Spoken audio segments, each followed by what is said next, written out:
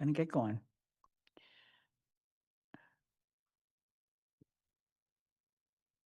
Are you recording? Okay, thank you. Good evening. It's May 19th, 2025. This is a regular meeting of the Town Council. Chapter 2 of the Acts of 2025 extend through June 30th, 2027, the ability of public bodies to meet in a fully remote or hybrid manner. This law allows us to continue holding meetings remotely without a quorum of the council physically present in the meeting location. This meeting, however, is accessible by Zoom, by phone, as a live broadcast on Amherst Media, Channel 9, and through live stream. There are, in fact, 8 counselors in the town room tonight. Please be advised that this meeting is being held in person and that the remote access option is provided as a courtesy only. In the event of technology issues with the remote connection, the meeting will continue in person as scheduled, such that members of the public are encouraged to attend the meeting at its physical location if possible. Given that we have a quorum of the council present, I'm calling the May 19th regular town council meeting to order at 6:31. I'll call upon each counselor by the name they have indicated they would like to be addressed. At that time, please unmute your mic, say present, and then make sure you mute it again. Pat DeAngelis. Present. Anna Devon Gother is absent. Counselor Ette is absent. Lynn Griesmer is present. Counselor Haneke. Present. Bob Hagner. Present. Counselor Ward. Present. I think I heard you say present. Thank you. Yes, yes. Pam Rooney. Here. Counselor Ryan. Present. Kathy Shane. I'm here. Andy Steinberg. Present. Jennifer Taub is absent. Counselor Walker has not joined us yet. There's no chat room for this meeting. If a counselor has technical issues, please let Athena and me know. To make a comment, use the raised hand button. There is no change in the order of the agenda. There are 2 public comment periods this evening. One is specific to the Eversource hearing. The other is the regular general public comment period. Please note that in June, we have 3 meetings, June 2nd, at which time we will also do a public forum on the capital improvement program, proposed capital improvement program, June 16th and June 30th. By June 30th, we have to pass a budget. Various committees are meeting over the next couple of weeks. Community Resources Committee is meeting on May 22nd and June 12th at 3. Finance Committee is meeting on May 20th at 1 and on May 22nd at 9. GOL is meeting on May 27th and June 10th at 6:30. And TSO is meeting on June 5 and 26 at 10. I want to mention a few things. First of all, tomorrow we have the topping off ceremony for the new elementary school building. That will be at 4 o'clock. There's a Memorial Day commemoration, which will include a parade and meeting also at War Memorial Pool.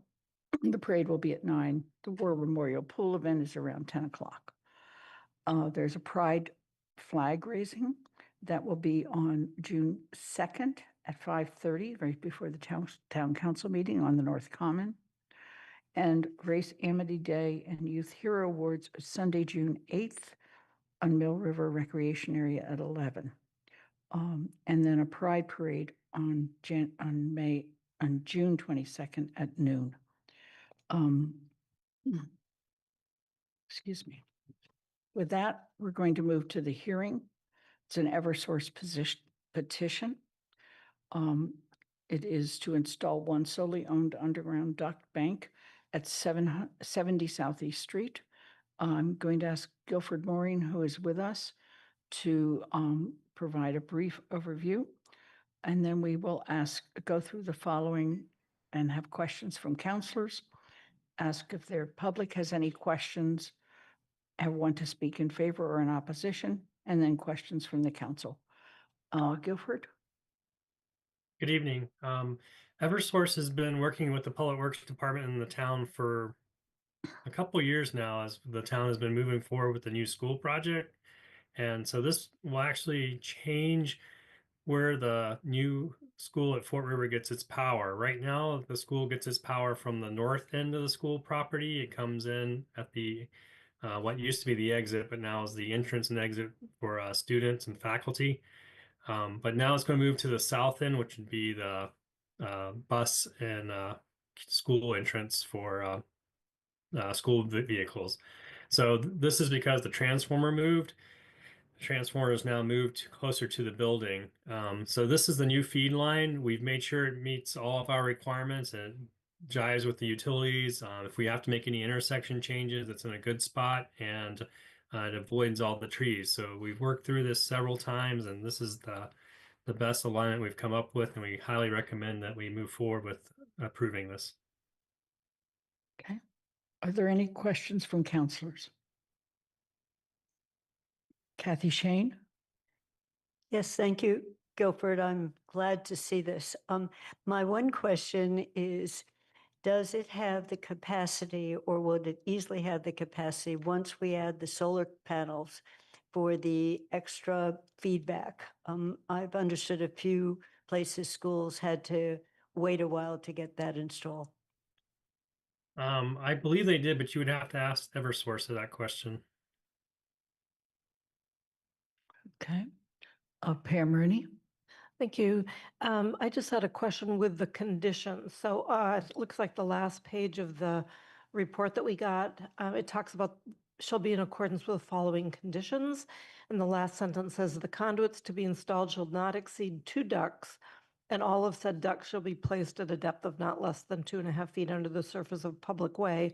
However, 2 paragraphs later, we are talking about 4 ducts. I don't think we're going to have 2 duct banks created. We're going to have 1 duct bank with 4 conduits. So I just want to make sure that when somebody is actually voting or setting on the conditions, that we will exceed 2 ducts. And I just want that corrected. Yes, Guilford. Yes, to explain that more, 2 ducts go to each pole. So, and when you leave one pole, you have 2. You come to the other pole, there's 2, and then they join together and make 4 going into the property. So in total, it's 4. Pam, does that answer your question, or do you need further explanation? I just want to make sure that when we record our conditions to be met, that we in fact are meeting that. I understand what Guilford's saying about how it's constructed, but it's just the wording here that leads to confusion. I support it. I just want to make sure it's correct. Okay. Guilford, did you need to review the wording? No, the wording is correct. It is confusing when you read it. It is confusing. It can lead you to think there's only 2, but in total there's 4 once you pass the second pole. So it's just the way they write it. It's, I guess, Eversource. All right. Thank you. Eversources, and I'm sure they have their own dictionary. Bob Hegner. The only question I have for is whether this would interfere at all with anything we need to do to Southeast Street in terms of improvements. I didn't hear the question. I'm sorry. Does anything related to this, could it interfere to anything we have to do when we do improvements for Southeast Street? No, we've made sure everything aligns pretty well, including the work we're doing on the water and sewer over on Old Southeast Street. Everything is pretty much aligned to give us a clear window if we need to make any changes at the intersection. So I have 2 questions. One is the issue of redundancy and in terms of any kind of power outage. And I assume that that's already accommodated for in the building or in the wires. Is that correct? The building has a generator, so they have their Okay. own standalone power if they lose power from the Eversource grid. Okay. And then there's the solar as well. When it's installed, they'll be able to back up from that as well. Okay. My other question goes back to the one I believe that Kathy was raising, and that is the issue of are these lines sufficient to carry the load so that it properly gets registered with Eversource and so forth? I mean, because that has been a problem in other installations, not just in schools. That's they understand what's going on, and I assumed based on our conversations they're taking that into account, but I can't answer for them if they actually did. Okay. When you come, I mean, I'm not going to suggest that we postpone the hearing or hold up or not close the hearing tonight, but I would like you to come back to us with that reassurance. Okay. Kathy Shane? Yeah, I just want to follow up on Bob's question. Guilford, you answered that the placement wouldn't interfere with anything at the intersection. If one of the decisions was to widen the road, would it interfere with the widening of the road? No, it's right in the middle. There is a person in the audience with their hand up, and I'm not sure if they are making a comment or if they are with Eversource. Let me ask, are you, if you are with, are you with Eversource? And Yeah, please- sorry, I'm having my camera's not working. I apologize. So just to go back a little bit for this duct is for our primary. Your issue that you're talking about in terms of the solar will be on your secondary. So that's from the transformer into the building. So this particular discussion is about the primary coming from our grid to the transformer itself, which will not have any hindrance on solar. Okay. Thank you for that clarification. You're welcome. And please introduce yourself. David Meager, I'm a service designer for Eversource. Okay. Are there any other questions from the council? Now, it's now the time for any audience participation. Is there anybody who would like to speak to this issue or ask a question? Athena, did anybody sign up?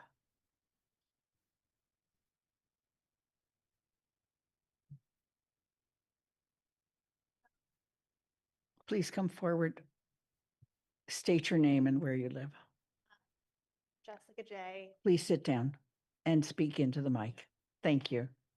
Um, hi, I'm Jessica J. and I reside at 4085 Southeast Street, which it is right on the corner of where it looks to be a structure pole location going up. And by the maps that I was just looking at on the screen up there, I guess wondering where exactly this structure, is it a tall structure? I also have worked on Eversource projects before, subcontracted through Eversource, and I've done power lines in the area in Amherst. So I'm familiar with what kind of goes on with that. And I was wondering what exactly this pole location is going to have. Okay. Could you speak either Guilford or the gentleman from Eversource? Could you speak to the actual structure and its location? So I do apologize. I'm not sure we're not putting up a pole. Okay. So it's an the- underground condo. It just says pole. So, Correct. So both the duct banks are coming from pre-existing pole locations. The poles are already in the ground. So we're not installing new poles. They okay, may be upgrading the existing poles, but there will be no new pole locations. gotcha. I think that if we could go back to the last map screen, just so I could see. So we have two poles that it's going into that are already there, and Correct. I guess that might not, I don't think I have any other big questions on it besides the construction impact. Doesn't seem like it's too great for my property. I don't know if that's true. Can you talk a bit about the construction impact? What are you talking about? To me? Sorry.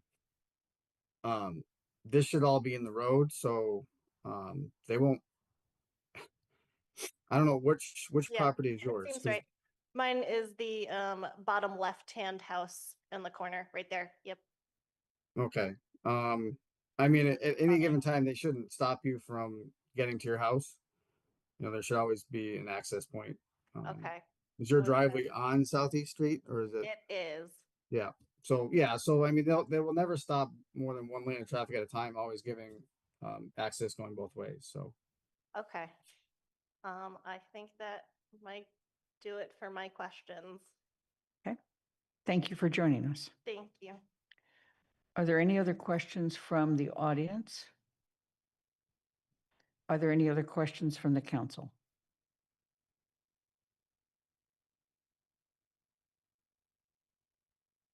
Seeing none, I'm going to make a motion to close the hearing and seek a second. Second. Thank you. We're going to move immediately to a vote. Pat DeAngelis. Aye. Devon Gothiers, absent. Lynn Griesmer is an aye. Counselor Haneke. Aye. Bob Hagner. Aye. Counselor Lord. Aye. Pam Rooney. Yes. Counselor Ryan. Aye. Kathy Shane. Yes. Andy Steinberg. Aye. Counselor Walker. Has she joined us? No, still absent. Okay. So it's 9 in favor and 4 absent. The hearing is closed. The motion to actually pass this request is on the consent agenda. We will be getting to that very soon. Thank you. Thank you Thank you. both for being here, but you might want to stay for the consent agenda. We'll move on to general public comments. Anyone wishing to speak who is in the town room, if you have not signed up, please do so with Athena O'Keefe. She is over here. If you are in Zoom and you wish to make public comment at this time, please raise your hand.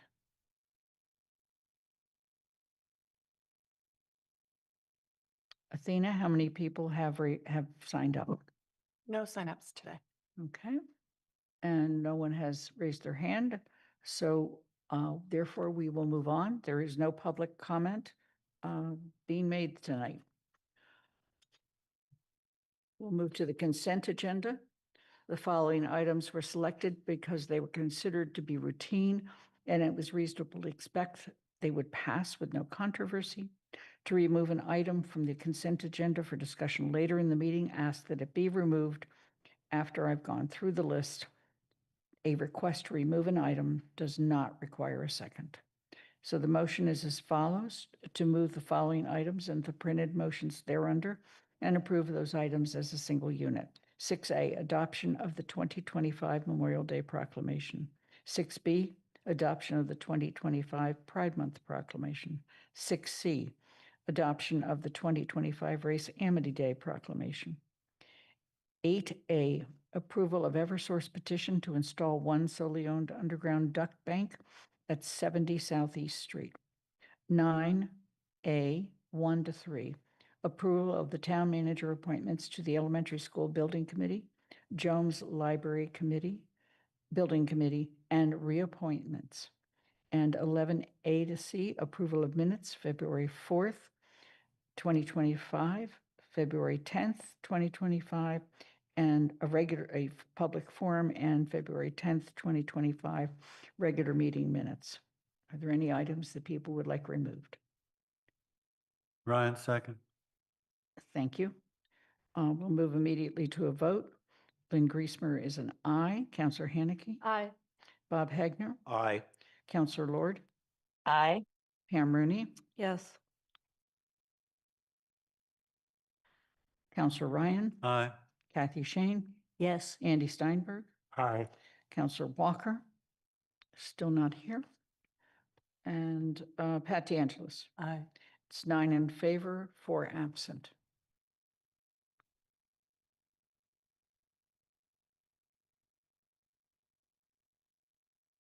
Okay.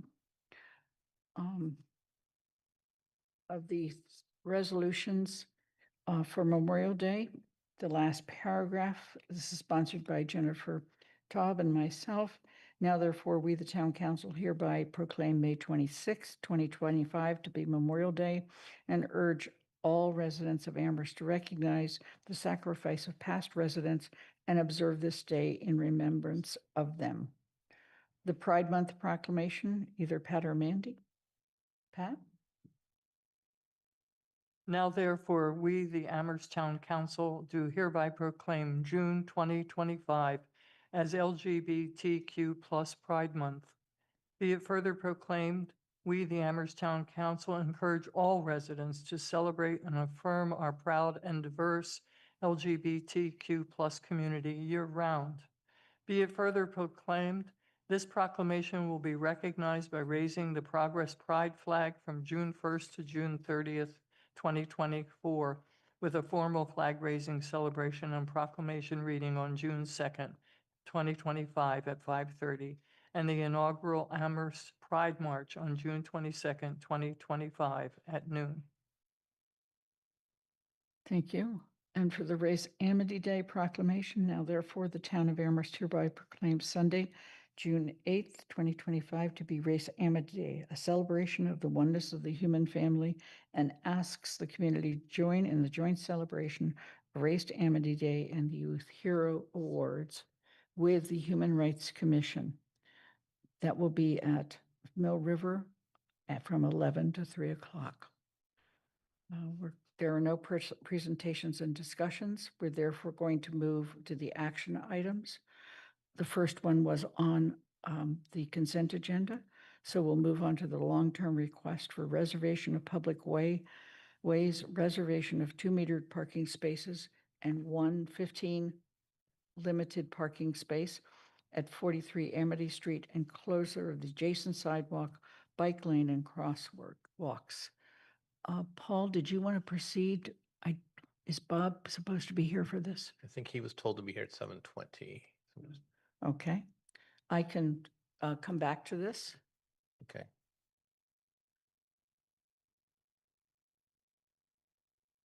Yeah, I think it's best for him to be here. I'm sorry? I think it's best for him to be here. since there are Okay, thank questions. you.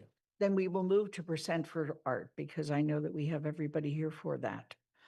At this point, I'm going to ask the chair and the other members of the Public Arts Commission to come forward and be seated with us.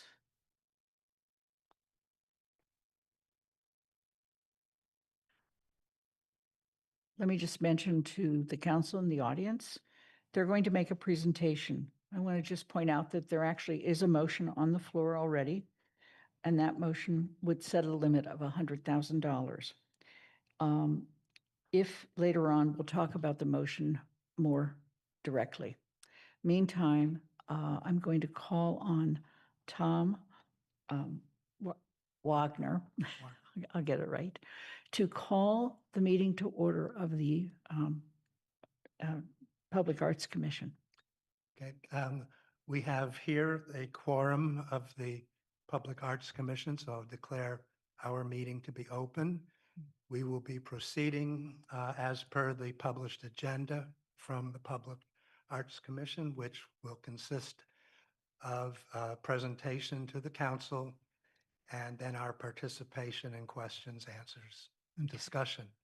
So with that, let's consider this meeting to be open. Okay. Do you want to introduce your members? And also, I want to point out that Terry Holt is on Zoom, so she would be considered present in the Okay. meeting. Okay. Yes. Okay, from my left to right, we have Lori Friedman. These are all members of the Public Arts Commission. Lynn Thompson and Dara Barwa Dixon. So we will each speak to a portion of the slide set that Okay. will be shared here. And we hope that this would take something in the neighborhood of 15 to 20 minutes, and then we're open for the discussion. Thank you. Okay. You can move the mic a little bit. Yeah, is this good? Yes. Okay, thank you all for having us and for the wonderful times it took for us to get our stuff together. It was really good. So I'm going to do an introduction that's maybe thinking of what we're doing. So for the first time, the inaugural Percent for Arts implementation is under consideration with project. Will Amherst honor the full amount Amherst bylaw calls for in this first case, $250,000, enough to draw a discussion, deliberation, and ultimately decisions that can define and redefine Amherst's commitment to art as a meaningful piece of civic life? It's a sum representing that art embodies an honorable, justifiable, and necessary role to public life. This is a lot better. I forgot I had them on. Okay. Shapes, materials, colors, eye-opening, mind-opening, arts serve to enhance the lives of audiences and makers equally. Public art manifests this living spirit, and as it resides in its public space, it calls to everyone who encounters it because it belongs to all of us. None of us can dream of having the resources to surround ourselves with art, to travel far and wide to see art, to organize our lives so that art influences our high spirits and open hearts and minds. Public art exists so that every one of us owns what alone, by ourselves, we could not own. The children and adults who experience the artwork our town's bylaw imagines and supports will be able to think and say, just as they say about Amherst, Amherst is my town. This is my town hall, our Puffer's Pond, our library, our town's woodland trails, soccer fields, swimming pools, basketball courts, wetlands and creeks, our tennis courts, our commons. The very essence of community spirit upon which Amherst rests and has always thrived. Waves and generations of citizens will pass by and visit and see and be seen by whatever our first Percent for Art brings us together to experience. Amherst Percent for Art bylaw was first championed by its then Amherst Public Art Commissioner and its chair, Eric Brody. The percent was first approved in 2016 and again taken up in 2019 and approved with changes in an era of change, including the very structure of Amherst governance shifting from town meeting to town council. What's determined tonight may well begin to redefine Amherst's relationship to the arts and art's place in our town's identity. Its identity regarding its citizens' pride of place, its identity regarding public education, its identity regarding ways of learning and knowing and living. Public art brings up questions that get to the heart of what manner of acknowledgement does civic responsibility owe to its constituents. It's a sum large enough to give everyone something to remember and to tell others about, to see every day and be proud of. And it serves the wider public who make use of the elementary school's public space to exchange books and plants and ideas, to play sports, and to vote. The first time something as significant as Percent for Art is administered, we will be setting a precedent. And first times are memorable. We all think that. Think of first steps, first words, first kiss. They establish character. They inspire us with hope. The fact that Amherst has taken the time to see the good of public arts existence as a necessary part of living in Amherst is something to celebrate. Today, nationally and therefore regionally and therefore locally, drastic cuts in meaningful funding for the arts are proposed. The National Endowment for the Arts, along with the National Endowment for the Humanities and the Institute of Music, Museum and Library Services, are marked for disruption, if not dissolution. Art and the free distribution of knowledge, books, digital arts, and all the other valuables our libraries and museums protect for us are being defunded. They're being defunded not because their destruction is cost-saving or represents any meaningful percentage of federal savings, but because they represent freedom and liberty to be the human being you choose to be. Art empowers people to think for themselves. It inspires people to act in their own interest, to speak up, to exhibit their own ideas in music, dance, song, sculpture, theater, performance, painting, photographs, drawing, mosaics, murals, movies, poetry, and prose. This federal punishment against art attacks the souls and spirits of all people. It leaves a negative space to be filled. By what? What we determine tonight will stand as a symbol of Amherst's identity and integrity. A significant piece of public art will build on Amherst's already art-loving reputation.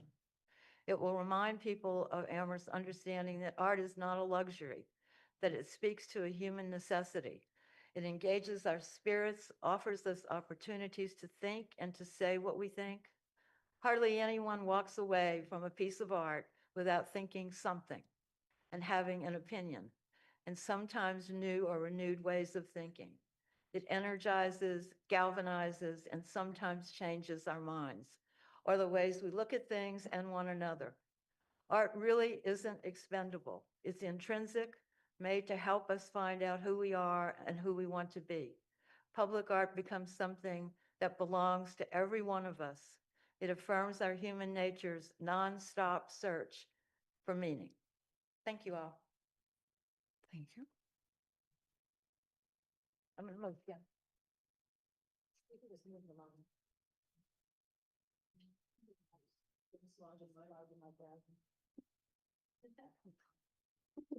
Hello, I'm Lynn. I'm the newest member of the Public Art Commission, but I'm not new to Amherst. I've lived here since 1985, and Please speak to my the mic. children have both gone through the Fort River Elementary School and the Amherst Public School systems. So when considering public art, there are a few important questions to ask. What will it look like? What stories or story do we want to tell? What will it cost?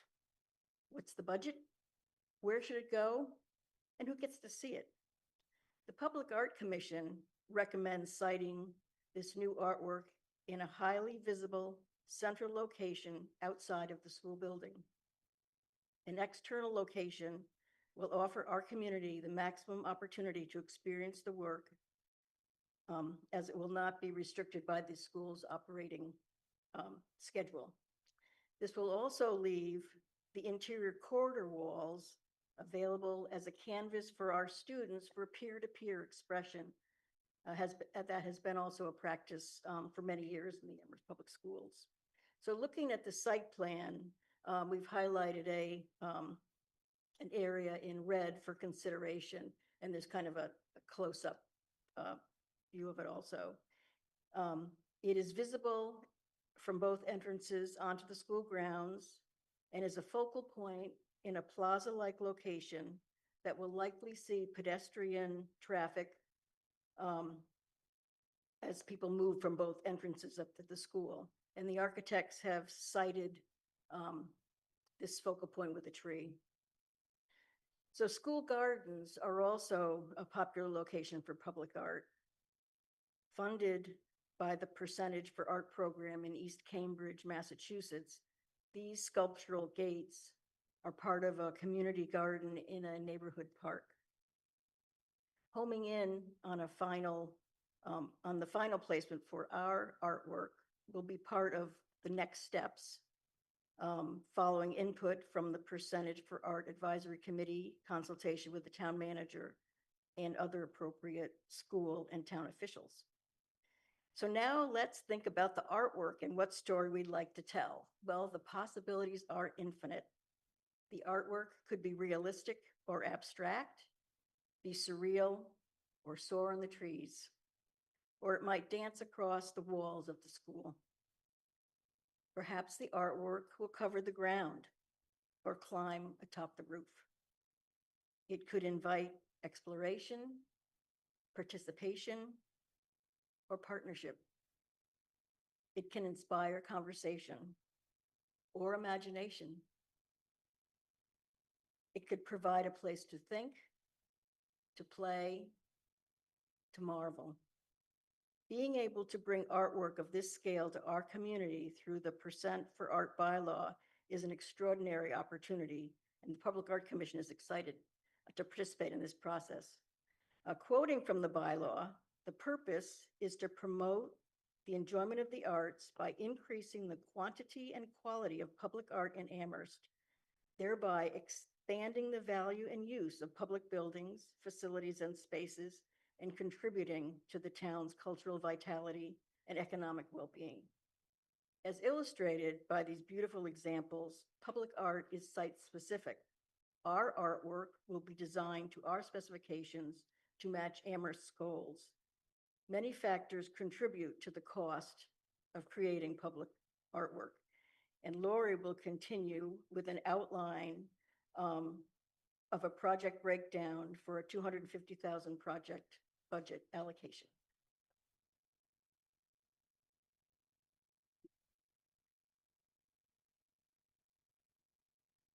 Thank you.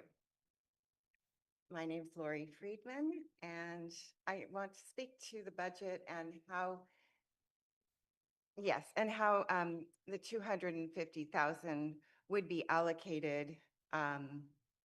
We're using that number because that is what we're recommending, and to look at how it breaks down, because it gives more insight into how the money would be used.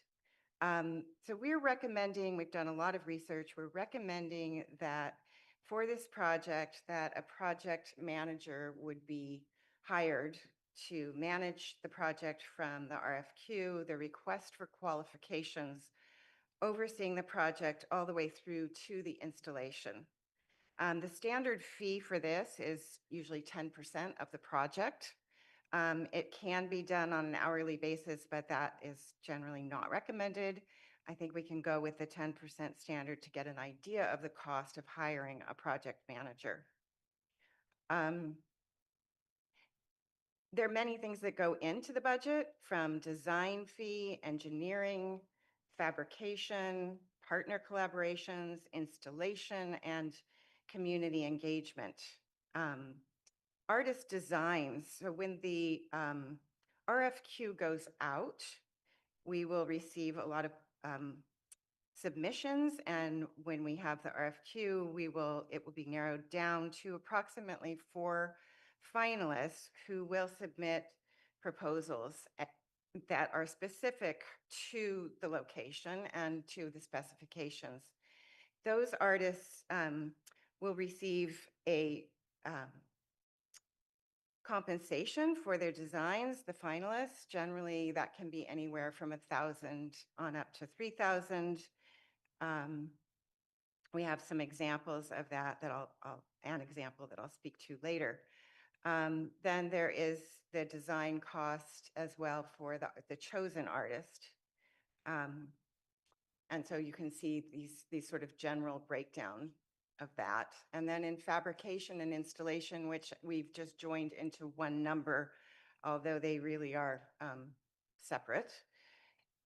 So we have allocated 50% for that. So the actual cost of the work itself, fabrication and installation, we're putting at 50%. There's also insurance, which a standard fee for that would be 3%. And then we have broken down documentation of artwork, signage, and project promotion. These can change a little bit, but we wanted to get enough allocated so that it would cover both the documentation of the project, the documentation of the artwork, perhaps a film that could follow the whole process from beginning to end, that could then be turned into an interactive website where it can be available for students going forward, and anyone who wants to review this and learn more and have interaction with the whole process after it's completed. Contingency is 8%. That would, again, a standard percentage contingency fee for miscellaneous costs that can't be anticipated. So there are various different community groups that will be involved in this project. City Manager's Office, Department of Public Works, people from the school. There's a whole list of people who will be involved in the art jury. Whether there's any compensation for that would need to be determined. And we want to just also mention that Amherst, as I think you all know, is one of only two communities in the Commonwealth that has a percent for art. So this is really significant and important. The other is Cambridge.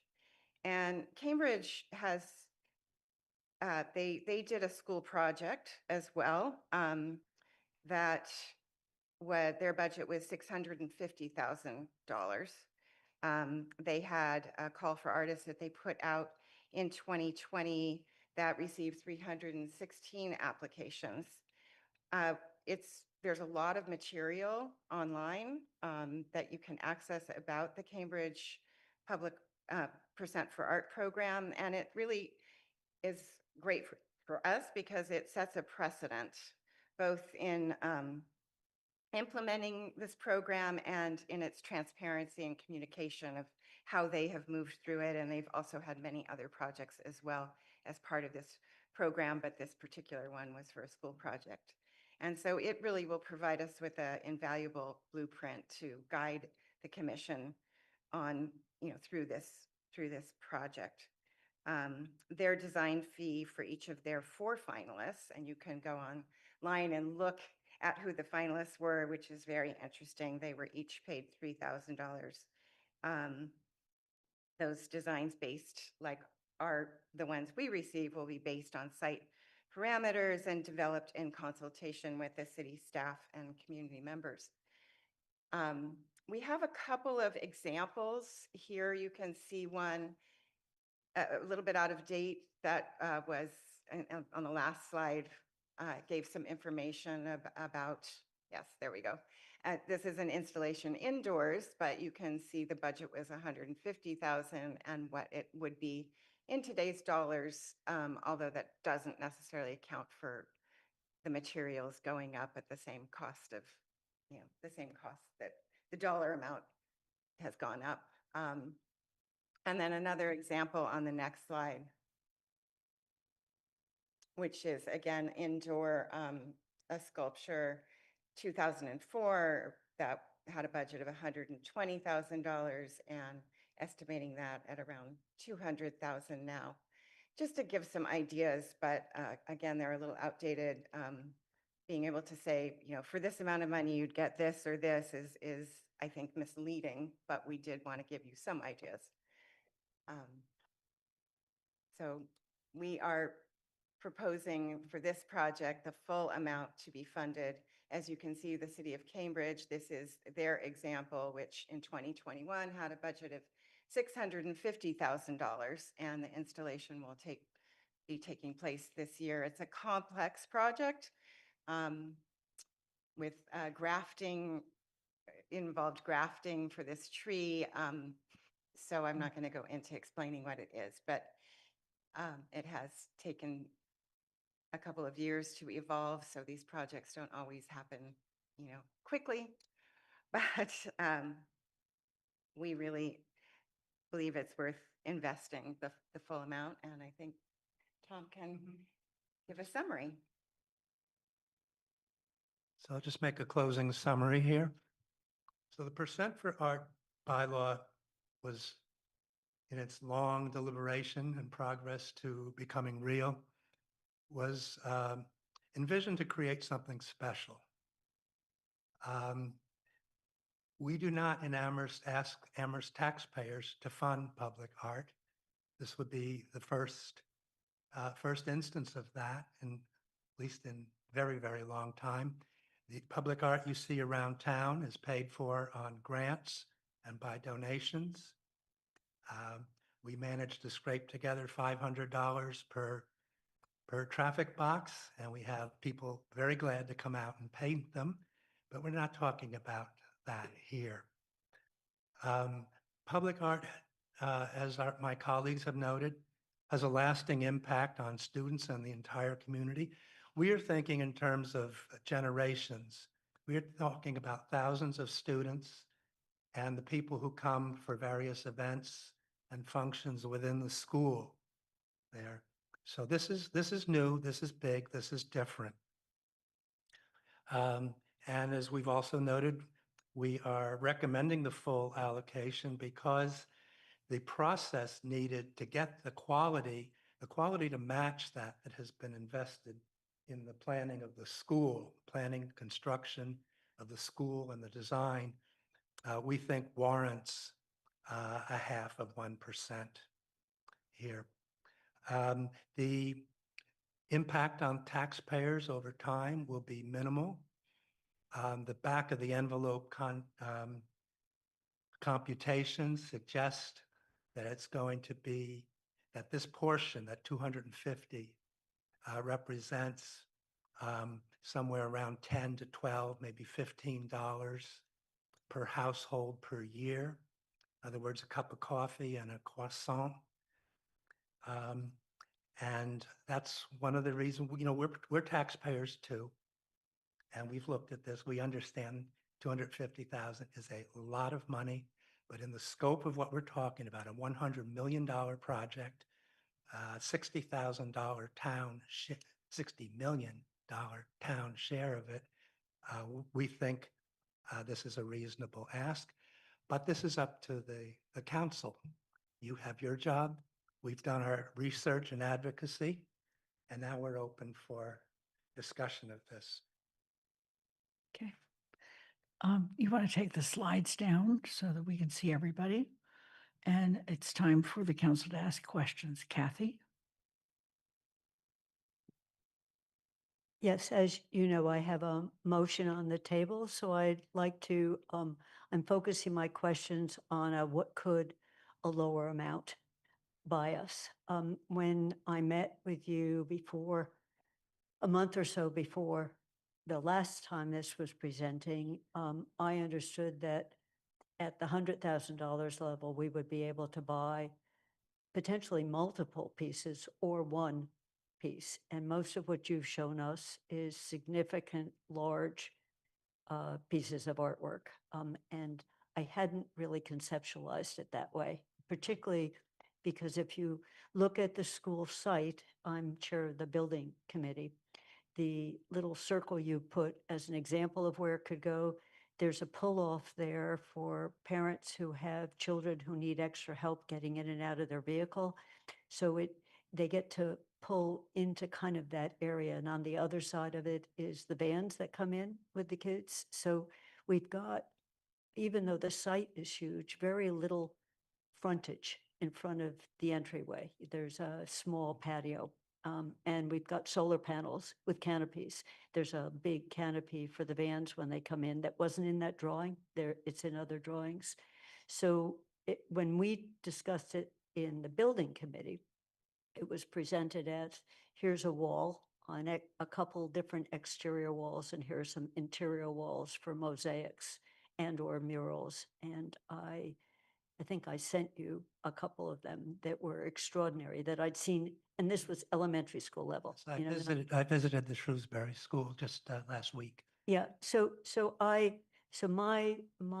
comeback on this is that I think we could lower the total, and we went to extraordinary lengths on the building committee to eliminate the $150,000 extras, including curbing that turned into, instead of granite, it's asphalt, in an effort to tell taxpayers we've done our best to bring a high quality product in at a long-term cost that was more affordable.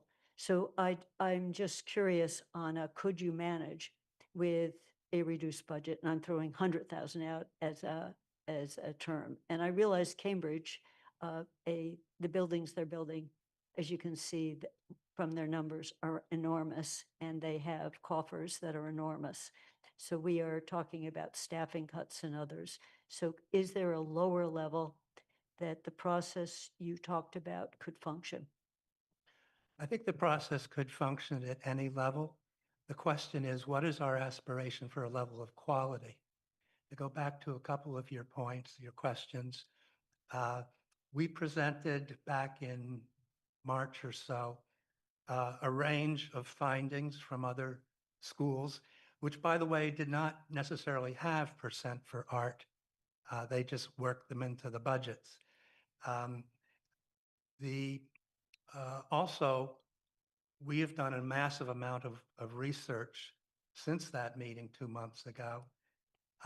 And what we presented tonight is what we think are the reasonable answers to for creating artwork at a high level, of professionalism and quality. As to the point about citing, I remind you in the opening slide that what we're proposing to do is take out a tree that has already been strategically placed by the architect to be out of the way of those other functions that you mentioned. We are not talking about taking unallocated space. We are mindful of the importance of not having an artwork, a work of sculpture interfere with the operation of the school. Okay. Counselor Ryan. So first of all, thank you all for coming. Thank you all for speaking so eloquently about art. I don't think of art as a frill. I don't think of it as an extra. The town has made a commitment through its bylaw. This is our first time out of the gate. I don't think I need to remind anyone of what's happening on the national level with the arts and with what the attack that is taking place. So I think this is also an opportunity for us to, as we sometimes say, maybe too much, to stand up for our values. I do have a question. It seems like you have a pretty good sense of where you'd like to go. There's a sense, what I'm getting from the presentation is that what you are envisioning is something on a kind of sculptural, monumental scale. It's a statement. You've got a site for it, if I understand it, but correct me if I'm wrong. Maybe you're still, but that's the sense I'm getting, is that you see this as a very a public visual statement of art, and you want it to be, you have a pretty good idea of what you'd like it to do and where you'd like it to be. Is that a fair assessment at this point, or is that too early? But it is a bit too early, but we can speak to it. Okay, so let me see where I can be. So, okay. So I think that we were trying to present an example more than an ultimate decision or end piece, because it takes a lot more both community involvement of the different aspects of town government and all the businesses. It takes a lot of coordination and conversation about how much Amherst wants to show its valuing this great opportunity, because it's big enough that it could be talked about.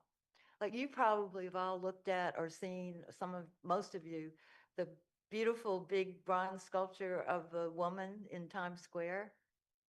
And, you know, she's monumental, and she is provoking incredibly good conversations for people who see her every day. And I think that's what the issue about where it is on the site would not be a decision that we would make. I think it would have to be made in concert with the architects and the school building committee that spent so much time designing and working with the designers on all of this already. And I don't think that that site is necessarily the only site at all that we should consider. So Lynn, did you want to say anything?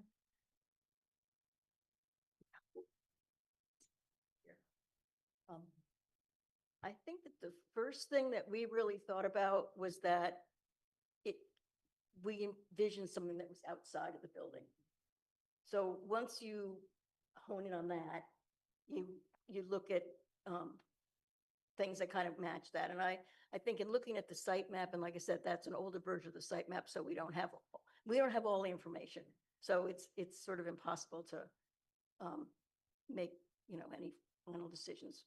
And it sounds like within the list of next steps is extensive after the budget is agreed upon. And I think that when we did try to find examples with dollar amounts, but it's very, very difficult. And then when you consider, we don't exactly know what we're going to create. So how do you put a dollar figure on something that's not even conceived of yet? So it sort of does start with the dollar amount and kind of funnels down a bit from there. Thank you. Counselor Haneke.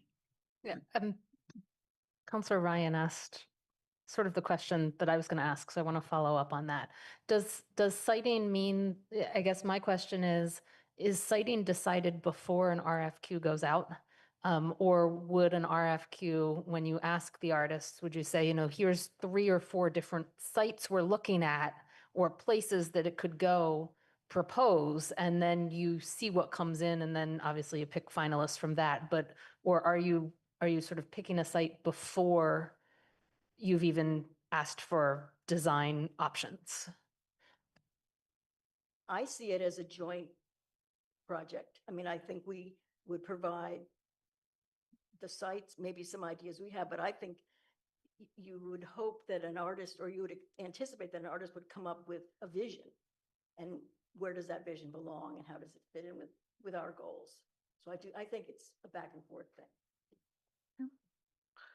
Pat DeAngelis. I'm sorry, go ahead, Lori. I add that this is where hiring a project manager who has extensive experience with these types of projects will make a huge difference, because they will be able to really anticipate some of the questions that are coming up now and be able to address them in ways that we may or may not be able to answer them.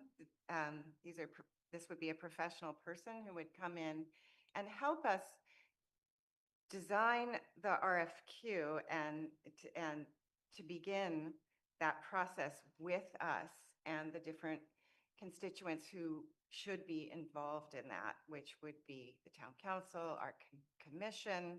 It would be involved the architect, the school. So a lot of different things would go into that before that went out. Once that went out, it's very possible, and I would think that there would be specific, at that point, we could locate specific places where, you know, art could go. And at that point, it's really, we have the idea of, you know, what we're looking for, what we want the art to speak to, how we want students involved in that. That all goes into putting that together. That's a big piece of the work. And then looking through all of those submissions that we would be getting, again, this manager would sort through them, make presentations, and it would be then decided. There's another committee as per the Percent for Art that would come together. And it's a very long list of who those people would be, you know, including representatives from the school and so on and so forth. And then we would pick 4 or 5 artists to then actually make a presentation. And once you get to those presentations, that's when you'll have specific citing, whether if we've offered 3 or 4 sites or if we've just offered 1. That's all to be determined once we get the go-ahead to start this. Okay. Pat DeAngelis. Yeah, I have some small questions. I think in a way, many of them already been answered. You talked about the usefulness of art being, you know, in terms of what it triggers and allows us to explore and see. And it seems to me that within a school context, I was particularly drawn to the installations that seem to involve spaces where children could play, explore, etc. So I would encourage that, and wondered if that's a direction that you're interested in going with. In terms of public input, you keep talking about the committee this and that, and I'm wondering where the public input is and if it goes down to the 4 projects, and then the public voices their opinion, you're opening yourself up for a contentious, drawn out, dramatic, terrible time. And We could advise. so one of the things I would encourage you and to do is really be clear about what you want, and bring that forward with the artists that you select, and fight for what you believe in. Otherwise, it may not happen. We've seen that over and over again in Amherst, where something gets stalled and pushed back and et cetera, et cetera. We have lots of Grinches in our community. So I guess somewhere in there is a question, but I want the art to be almost tangibly useful for the children more than for me or for anybody walking by the building, because it can be both. The bylaw itself gives us a lot of guidance as to how to conduct a process. And the main job of our group, of the Public Art Commission, is to help set up that process and then push a little bit back from it as we set up the equivalent of an art jury. That's the other committee that we've mentioned, be appointed by the town manager with our input. So that's another layer of participation. The bylaw also calls for a public hearing just before we go to making some kind of final recommendation there. Indeed, it's a challenge. We'll be out there to do that. We don't want to put up something that people are not going to want. I know this because I live in a neighborhood where we've put in the little traffic roundabouts. So I love them. I love them, but I know what noise they bring from our constituents. Pat, the mic. I'm seeing more and more how individual resistance can cost us time and money in this town. And when I say time, I mean your time, my time, other community members' time. There's a lot that I'm concerned about. We hear your guidance on this.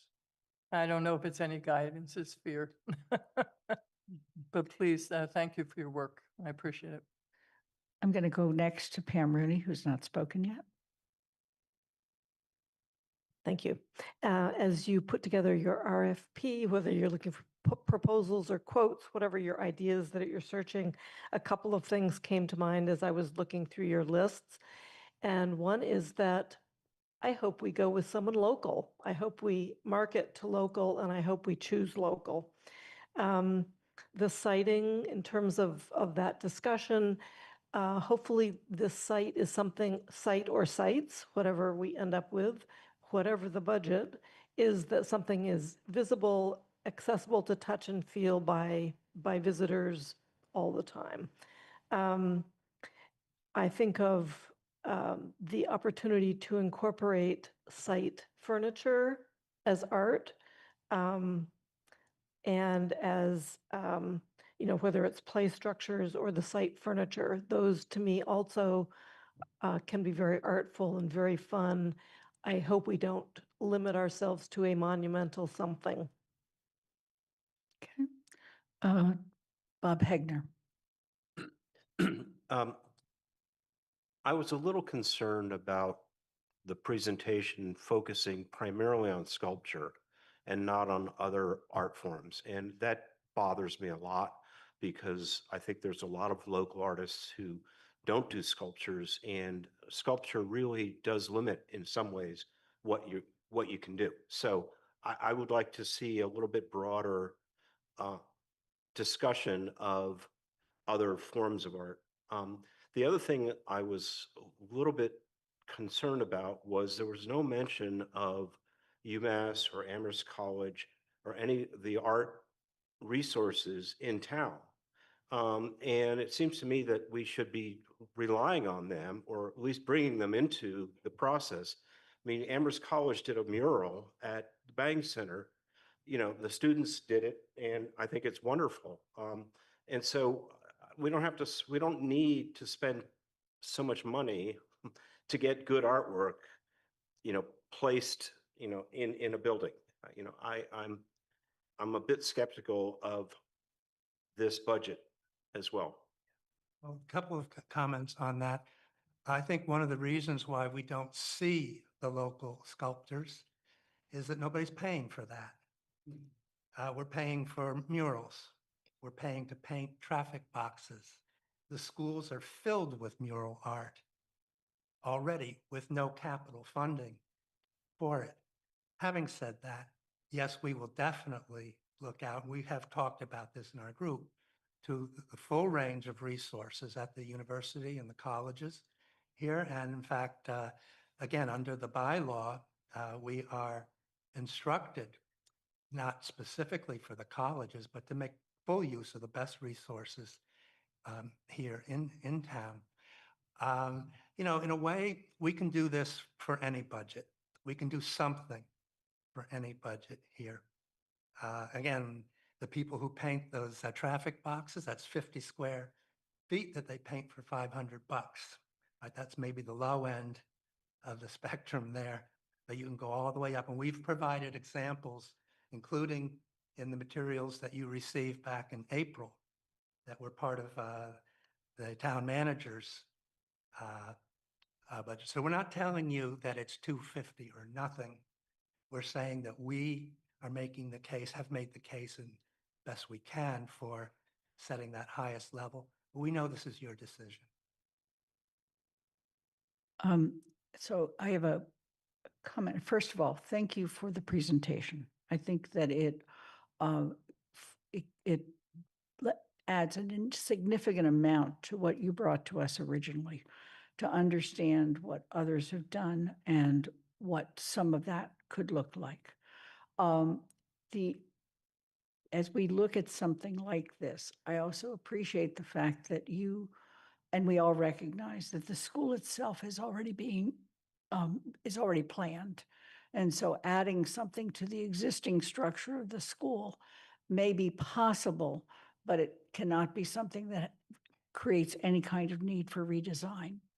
And at the same time, having recently been in Fort River, has seen a student art project on the wall as you enter, one that changes regularly, is a great way to use that space for ongoing and changing art that students create with their teachers. So I think recognizing the need to kind of allow that kind of space to still be available for students is important. The other thing, Tom, is I really appreciate the extent to which you have studied the bylaw and understand what it calls for. And in your last presentation, you also mentioned the various steps in the process to us as well. So thank you. I didn't have a specific question. I just wanted to mention those various pieces. Thanks. Kathy, going back to you. Thank you.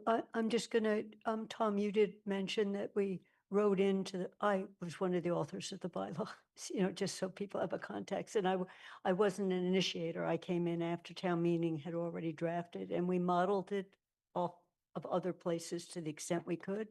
But since this is a school, we had envisioned, well, actually, everyone had asked to make sure we said users of the building would get involved. In this case, we have art teachers in the building and we have students in the building.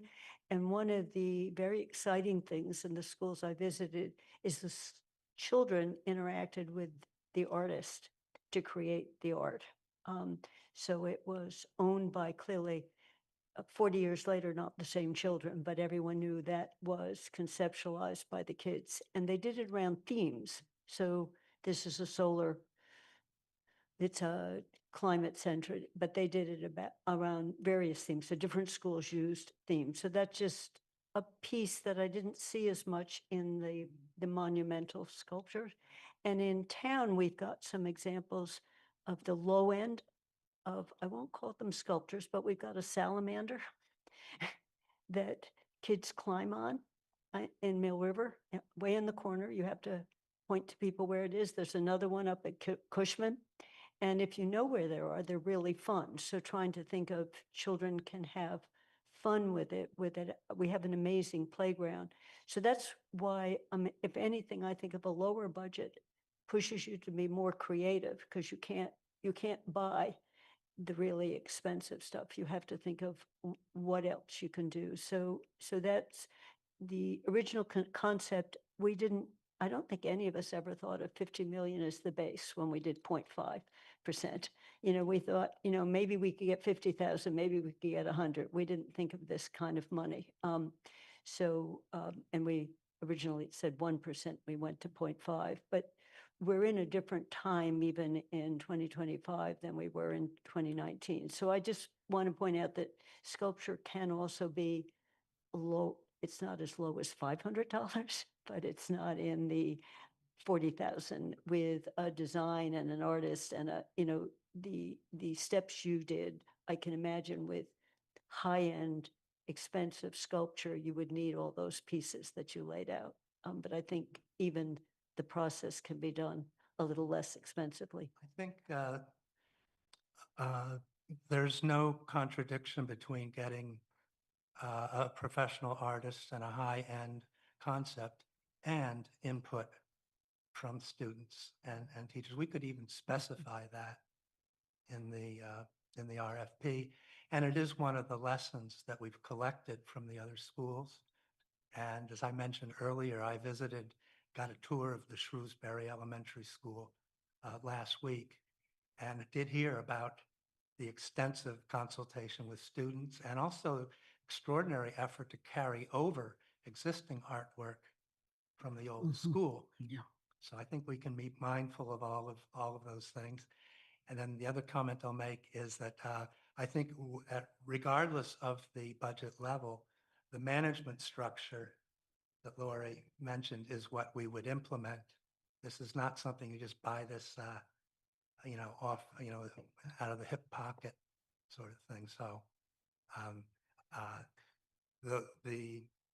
what the budget numbers would be and the breakdown is going to be scaled for whatever is budgeted. Counselor Haneke?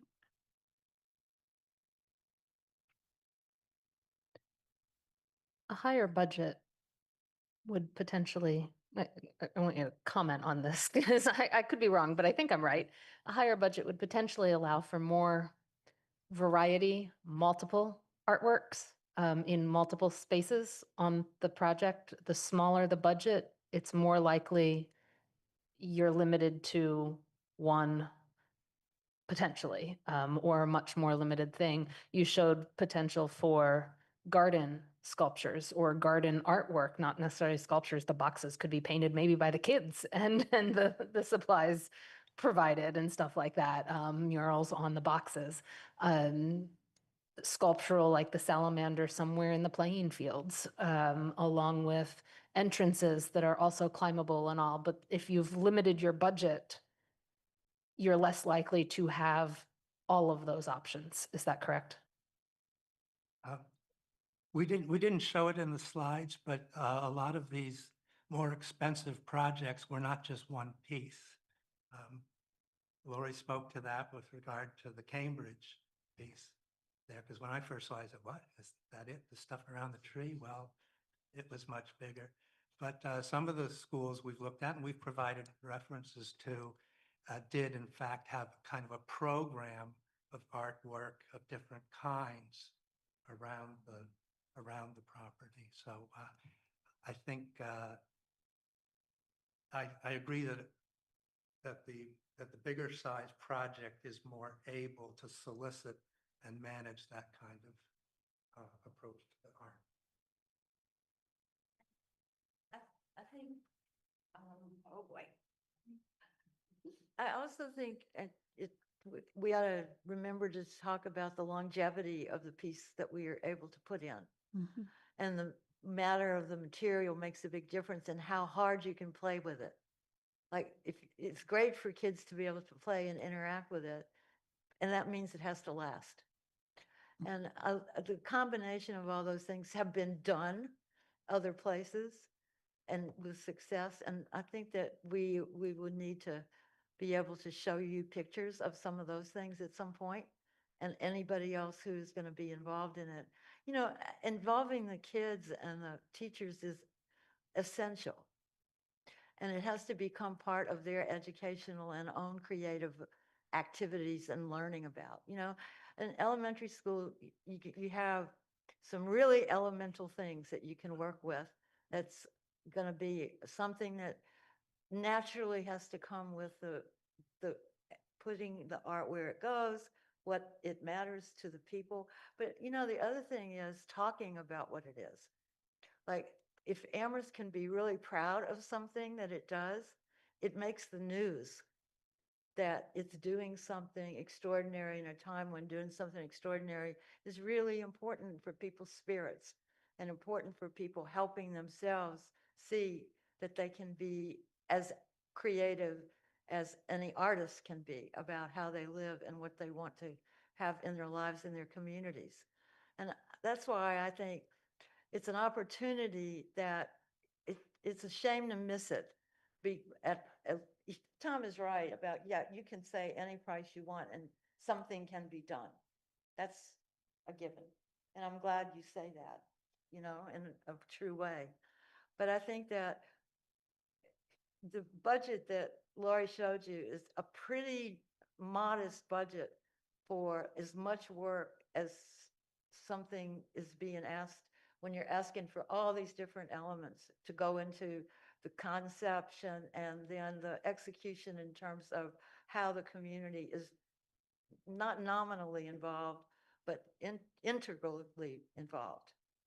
And so I think that the higher price is what you have to pay to get what you really can be, and in the end, makes the news of what you're doing, because it will change a lot of the attitudes about, you know, I think Amherst has always been known for its art and for art loving and having a very welcoming place for art, you know. And so highlighting that is a really important thing at times, not just this time, but any time. And the opportunity is there, and I hate to see it drift away, you know, Thank you. or be too diminished. Yeah. Okay, are there any other questions or comments of the Public Art Commission? No? Okay. Then we're going to move on with Thank you. our vote. I'm going to suggest that you adjourn your meeting. Okay? Okay, can I have a motion to adjourn our meeting? Second. And a second? All in favor? Aye. Aye. We are Thank you adjourned. so much for joining you. us. Okay. Alicia, you have your hand up? Yes, I just wanted to make my presence known. Thank you. Oh, Alicia, thank you. And I will note that.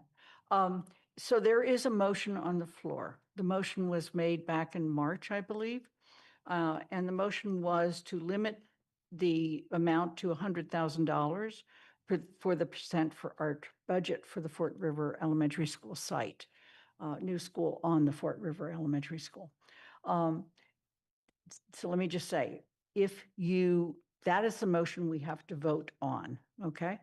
If you do not want to limit to that amount, then you do not vote for this motion, okay? Yes? Any questions?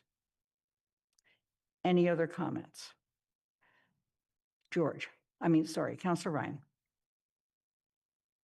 So I'm not going to vote to support this motion.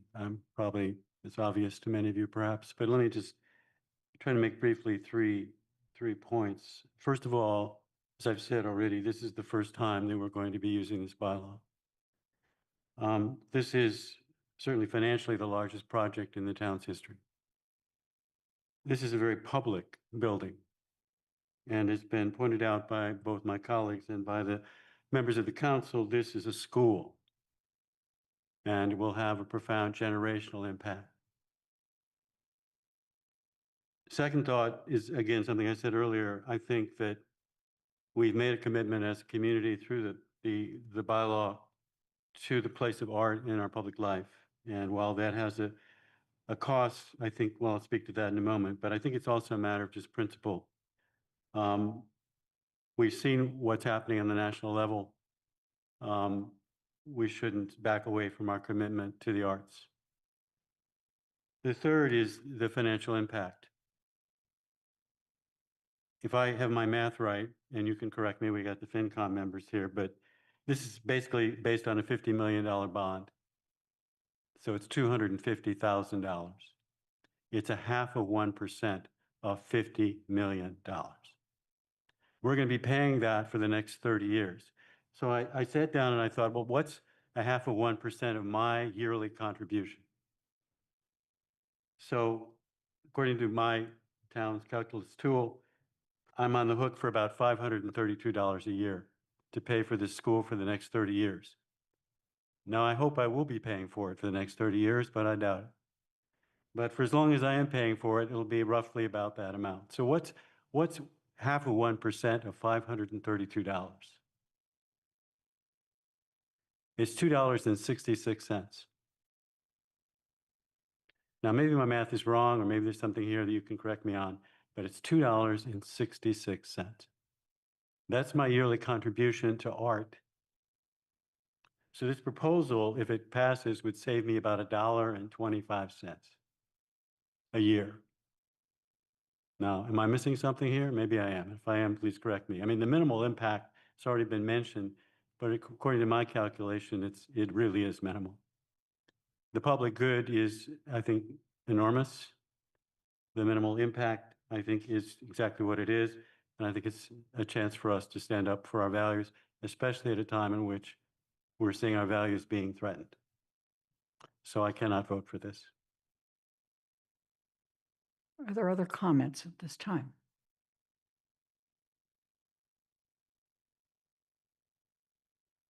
Okay.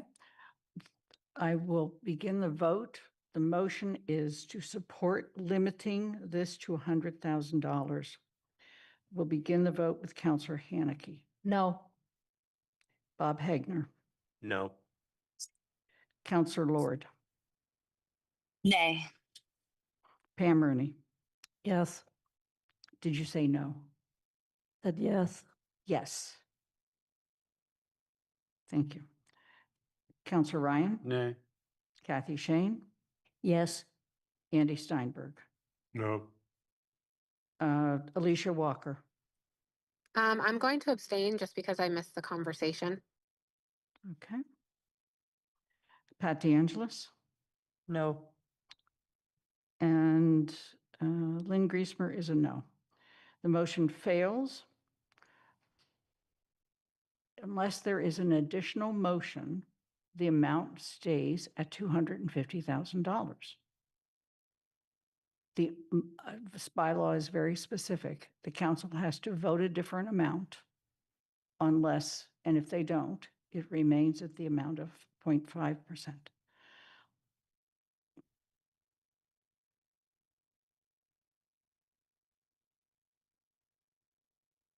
Bob Hagner, I'd like to make a motion that we limit the amount to 200,000. Shane seconds. okay. Is there further discussion? Councilor Ryan? Going to make the same point I made just a moment ago. The impact is minimal. And we want to give this committee the best possible opportunity to make a statement within the guidelines of the bylaw at a time when we need the statement to be made more than ever. So we can will this, let's stand true to our principles. Yeah. Point of order, did Councilor Hagner want to speak to his motion? I'm sorry, yes. Councilor Apologize. Bob Hagner, speaking to your motion. Yes, I just think that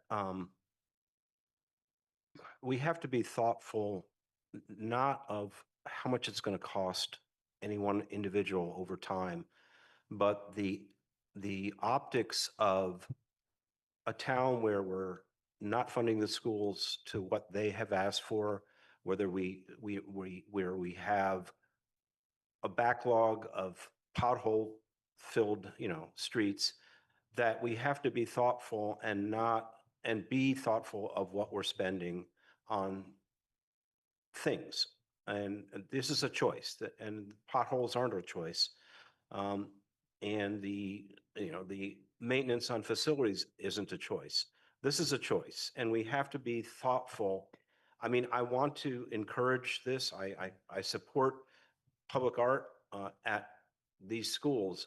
I just think we need, as a council, to exercise some fiduciary responsibility and say that we can't afford everything.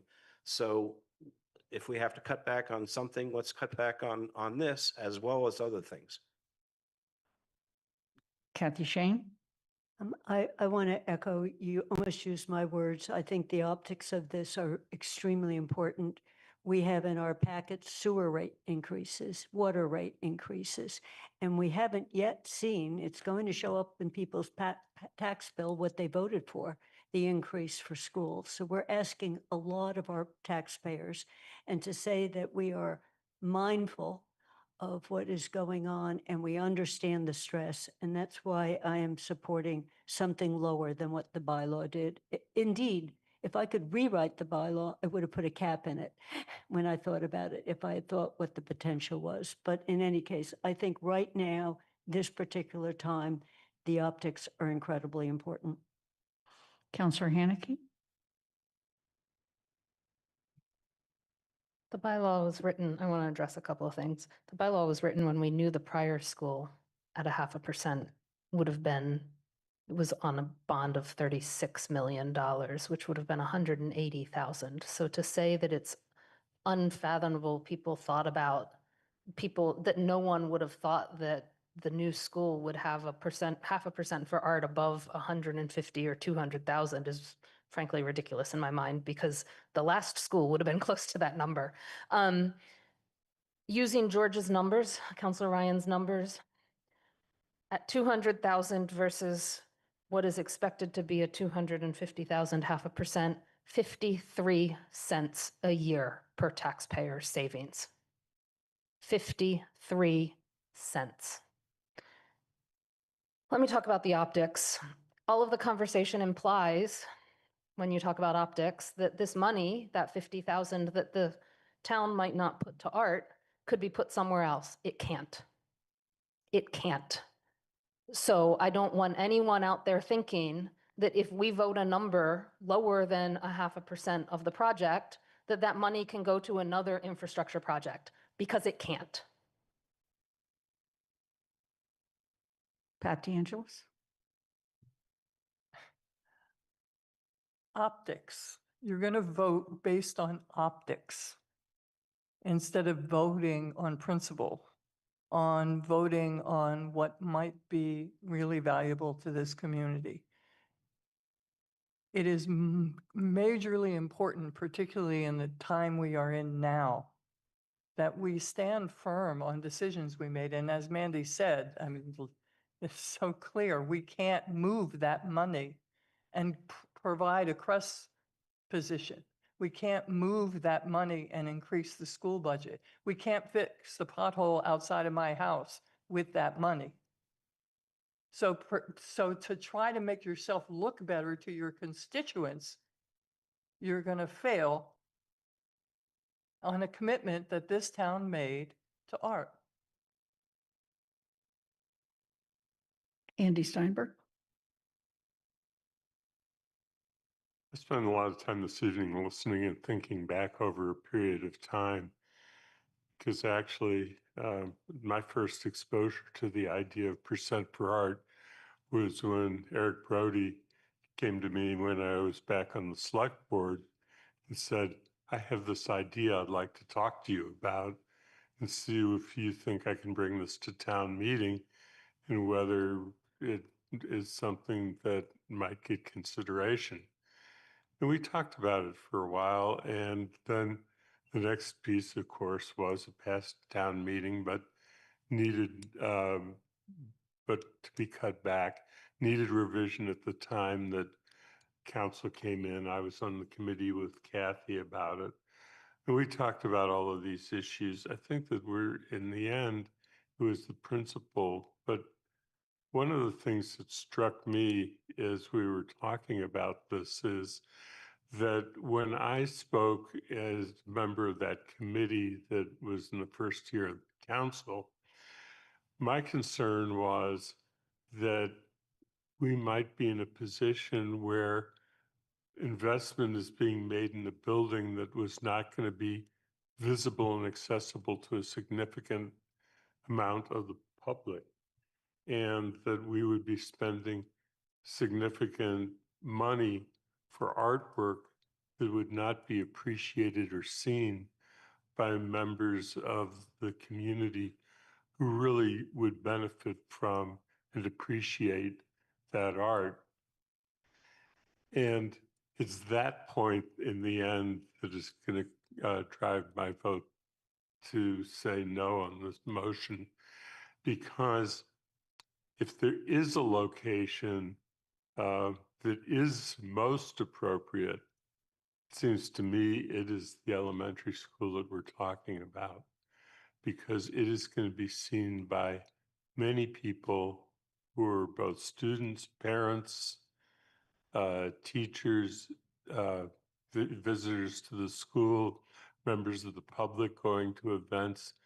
It can be a very visible and appreciated piece. And this is, if there's a place to make a statement about why art is important, how we value art, and art to be appreciated, it struck me in the conversation that this is that location. So I now have let you know how I'm going to vote and why. Thank you. Are there other counselors besides George and Bob? George, go ahead. First, again, I want to apologize to Councilor Hegner for speaking before he had a chance to speak to his motion. I'm sorry about that. I want to speak to optics, and I want to speak briefly to, well, first of all, I agree with both Councilor Shane and Councilor Hegner that we need to address the burden that our taxpayers are under. And we all know, I think, that to do that would require some really difficult conversations. This isn't a very difficult conversation, quite frankly. And it's not about very much money. Conversation we need to have is a very difficult conversation. It's about a lot of money, and it would very much impact our taxpayers. If I try to explain to my constituents, which I will, how much this quote unquote, if it passes, how much it will save them, they're going to laugh in my face. So the optics, I think, are just the opposite of what you intend. I agree with you that there is something important we need to do, but this is not the place to do it. It's not going to have the impact that you seek, because when I explain to them what this is going to quote unquote save them, they're just going to roll their eyes. So I respect what you want to do long term. I think that's a conversation we need to have, and I'm not looking forward to it, but I think we need to have it. But this is not the place to do it. This is not a real savings at all. And it will, so anyway, thank you. Bob Hegner? We can disagree, but I resent being told that I'm only concerned about how I appear to my constituents. I talked about fiduciary responsibility as well as optics. So please understand, I know that this money can't be used for something else, but it's all taxpayer money. It's all coming from the same source. So please give me a break and let me speak my opinion without being accused of not understanding something. I'm voting no on this, but one of the major reasons I'm voting no is the other public buildings in our future are nowhere near as visible as this building. They will not have the number of visitors. They will not have the number of students. They may not even be on a main road. They may not even have a parking lot for visitors. So, and they certainly won't have any playing fields that other people will be coming to. So this is an opportunity, and it's an opportunity to stand up against what we're seeing at a national level. It's an opportunity for us to make a statement of our values. Are there any other questions or comments from councilors? Then we'll move to the vote. And I'm sorry, Alicia Walker, you have your hand up? Sorry, I just had a quick question and a comment. I feel like, just me personally, I'm not feeling particularly strong either which way on this issue, and I'm trying to just process some of the new information that I'm hearing that I was unaware of before. And I think that Bob has good intentions here that I really do understand, because we are continuously passing initiatives that impact taxpayer dollars. And even if it's an insignificant amount for this one particular issue, it does all add up. And so I do think it's important to really be thinking about it, whether or not we go one way or the other, but to really be thinking about how intentional we are with these decisions.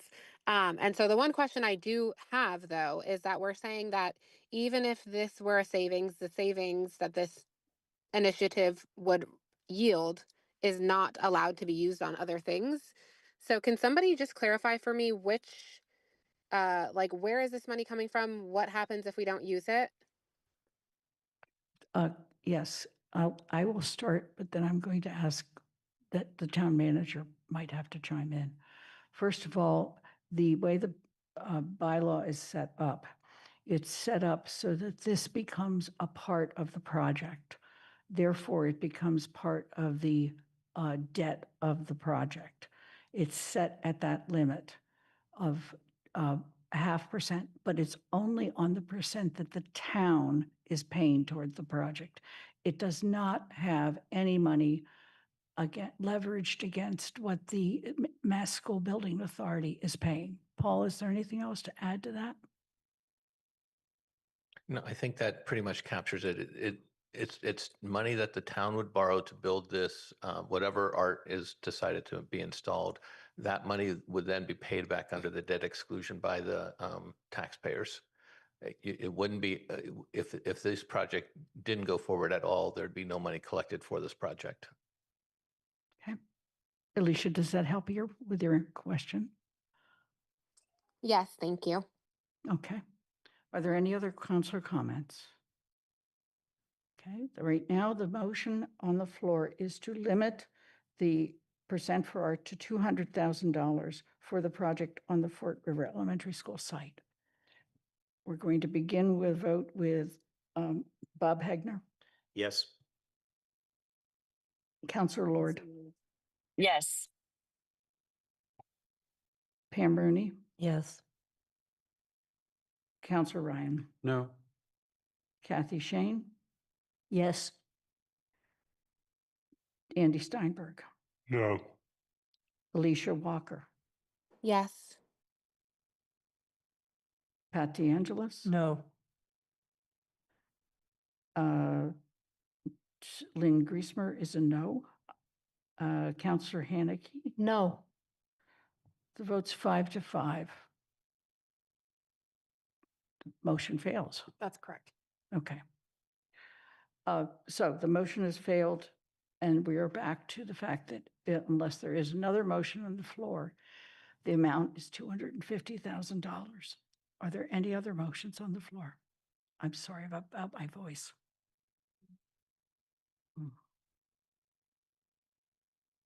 Seeing that there are no other motions on the floor, the amount stands at $250,000.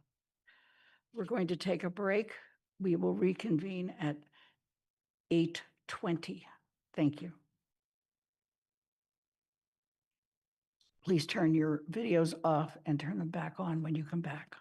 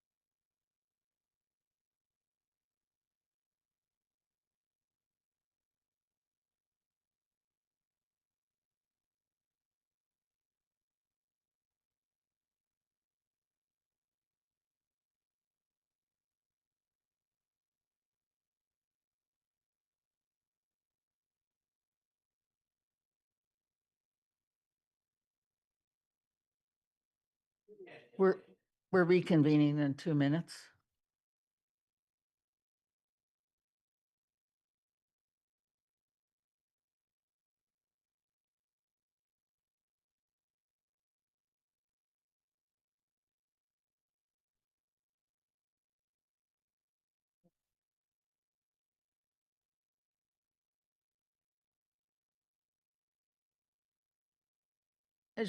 As you return, please turn your videos back on. The next item we're going to move to, in fact, hi, Hala, you don't have to turn it on. Thank you. I don't want to watch you drive. Oh, my God. We're going back to the long-term request regarding the closure.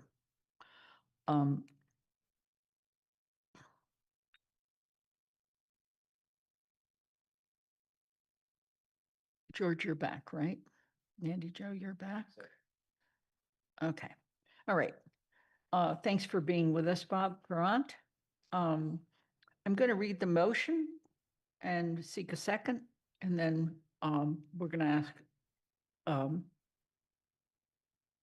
want to know whether people want a presentation or whether they basically just want to ask questions.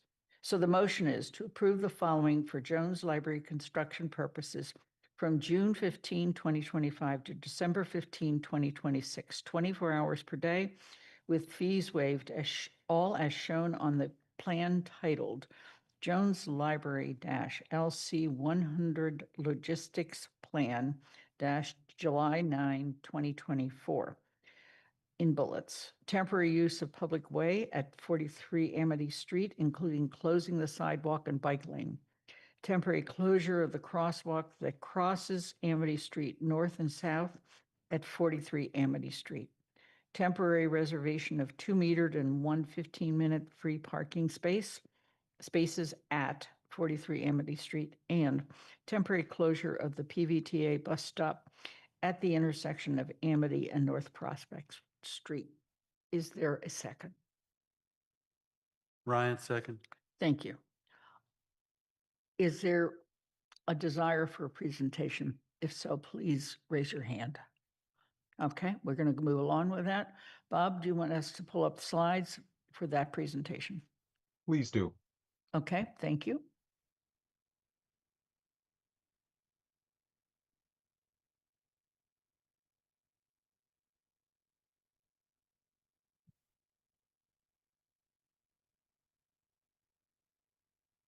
Is that the slide that's Probably this next slide, if you could rotate it 90 degrees would be helpful. Thank you. That's Athena for you? Okay, thank you. Please go ahead. Thanks. So the plan that we're putting in front of the town council this evening, looking for approval of, is something that was developed going back about 18 months ago in consultation with the DPW as well as PVTA. It was recognized that space is at a premium on the library property for the reconstruction and expansion project, and that in order to get competitive bid pricing, it would be advantageous to provide some additional space to the contractor. And as I indicated, we met with DPW, we met with, or consulted with PVTA, Paul Burns, the Director of Transit Operations, and what we came up with is what you see here in red, which would be closing down the 3 spaces that were referenced, the bike lane and the sidewalk, to allow the contractor to come out into the right of way, where you see that red line.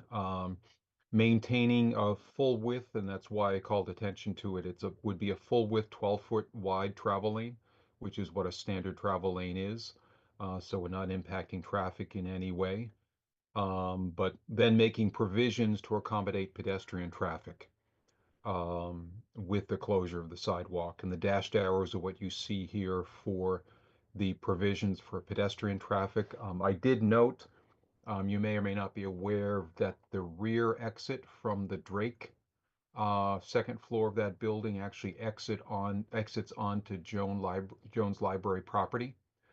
So it's essential that we maintain a pathway along the rear of the North Pleasant Street property that folks could get out of that rear exit and out onto Amity Street if necessary. So when you take a look at the construction fencing that's proposed, there's a pathway that's retained to allow people to have unobstructed access to Amity Street from there. So basically, pedestrians that might normally walk down Amity Street would have to cross Amity Street either at the North Pleasant Street intersection, which is a very safe intersection to cross at, because it's a all pedestrian exclusion phase in the traffic controls, where pedestrians can walk in any way of any of the 4 crosswalks. Walk down the other side, the south side of Amity Street. And if then they're going to North Prospect Street, cross through the existing crosswalk onto North Pleasant Street. So there'd be a little bit of a detour for pedestrian traffic, but not a tremendous detour using existing crosswalks that are already there. So that's really what the plan is from a pedestrian standpoint. There is as was indicated, 1 bus stop that would be eliminated. And when I reached out to Paul Burns, he cited, and Athena, if you don't mind, if we could go back 1 slide and rotate it back to the original rotation. This is a map of the 33 route that goes through the center of Amherst, and what I circled in red is the 1 bus stop that will be closed. It's on the westbound route of the 33 route. And what Paul indicated was he felt that there was no need to relocate that bus stop, given that there's an existing bus stop about 700 feet away from what is currently there. We did ask if he wanted us to plan for relocation, and he said no, he didn't believe it was necessary. Okay. Are there questions from the council?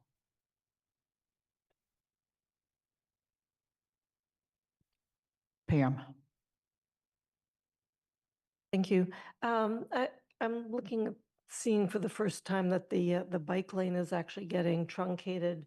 And I wonder if, does this plan include signage to warn bicyclists that the lane ends? Because they certainly will be using, they need to get down Amity Street.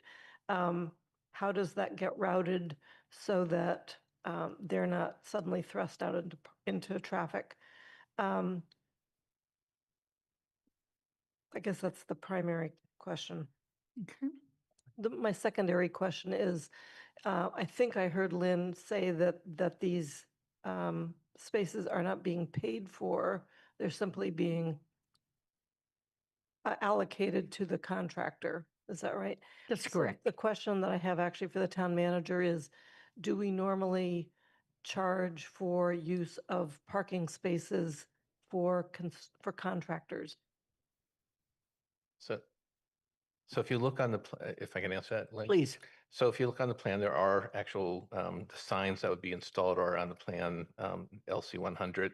It shows the share the bike signs that would go up in the street in this plan, right? Yeah, so for private contractors, we do charge for use of parking spaces. Since this is a town project, it would be the town paying the town. So we have waived or recommend that we waive the fee. One of the 3 parking spaces is a 15-minute parking, so it doesn't generate any revenue. The other 2 parking spaces would generate revenue that we would be foregoing. Okay. Does that do it, Pam? Okay. George Ryan, Councilor Ryan. If Athena is able to put the map up just for a second, that shows the pedestrian pathways and the crosswalk that's going to be eliminated. It's easier for me to describe what I'm going to try to describe without it in front of me. Thank you. The North Pleasant Street intersection is a signalized intersection, and it is a very safe one to cross, relatively speaking. The crosswalk that we're being lost in front of the Jones it was relatively safe because it's a raised crosswalk, and though it always doesn't have the movable sign in the center there, it's often there. And so, and then at Lincoln, we have a rapid flashing beacon that can be activated. The one crosswalk and the one intersection that is the most treacherous, and I can speak from personal experience, is the one at North Prospect Street, which is going to be used a little bit more these days, because if you want to move into, if you want to get from, if you're coming up Amity towards the downtown, but you want to go through the North Prospect route, you're going to have to cross at that intersection. And I'm just wondering if there's any way we could get one of those movable signs placed there, just to try and discourage people who are going one direction, speeding up because they're leaving town, and in the other direction are beginning to slow down a little bit. That's the only thought, is that one crosswalk is the most treacherous, and it's going to be used more now than it has been in the past. So it's just a request, if there's any kind of signage that we could put there. I know they get bent, they get damaged, they get knocked over, but at least they would give a warning to drivers that pedestrians do use this. And if they knock it over, it'll give them a warning. Paul, did you have a response to Yes, that? we can look into that. Yeah. Thank you. Bob Hegner?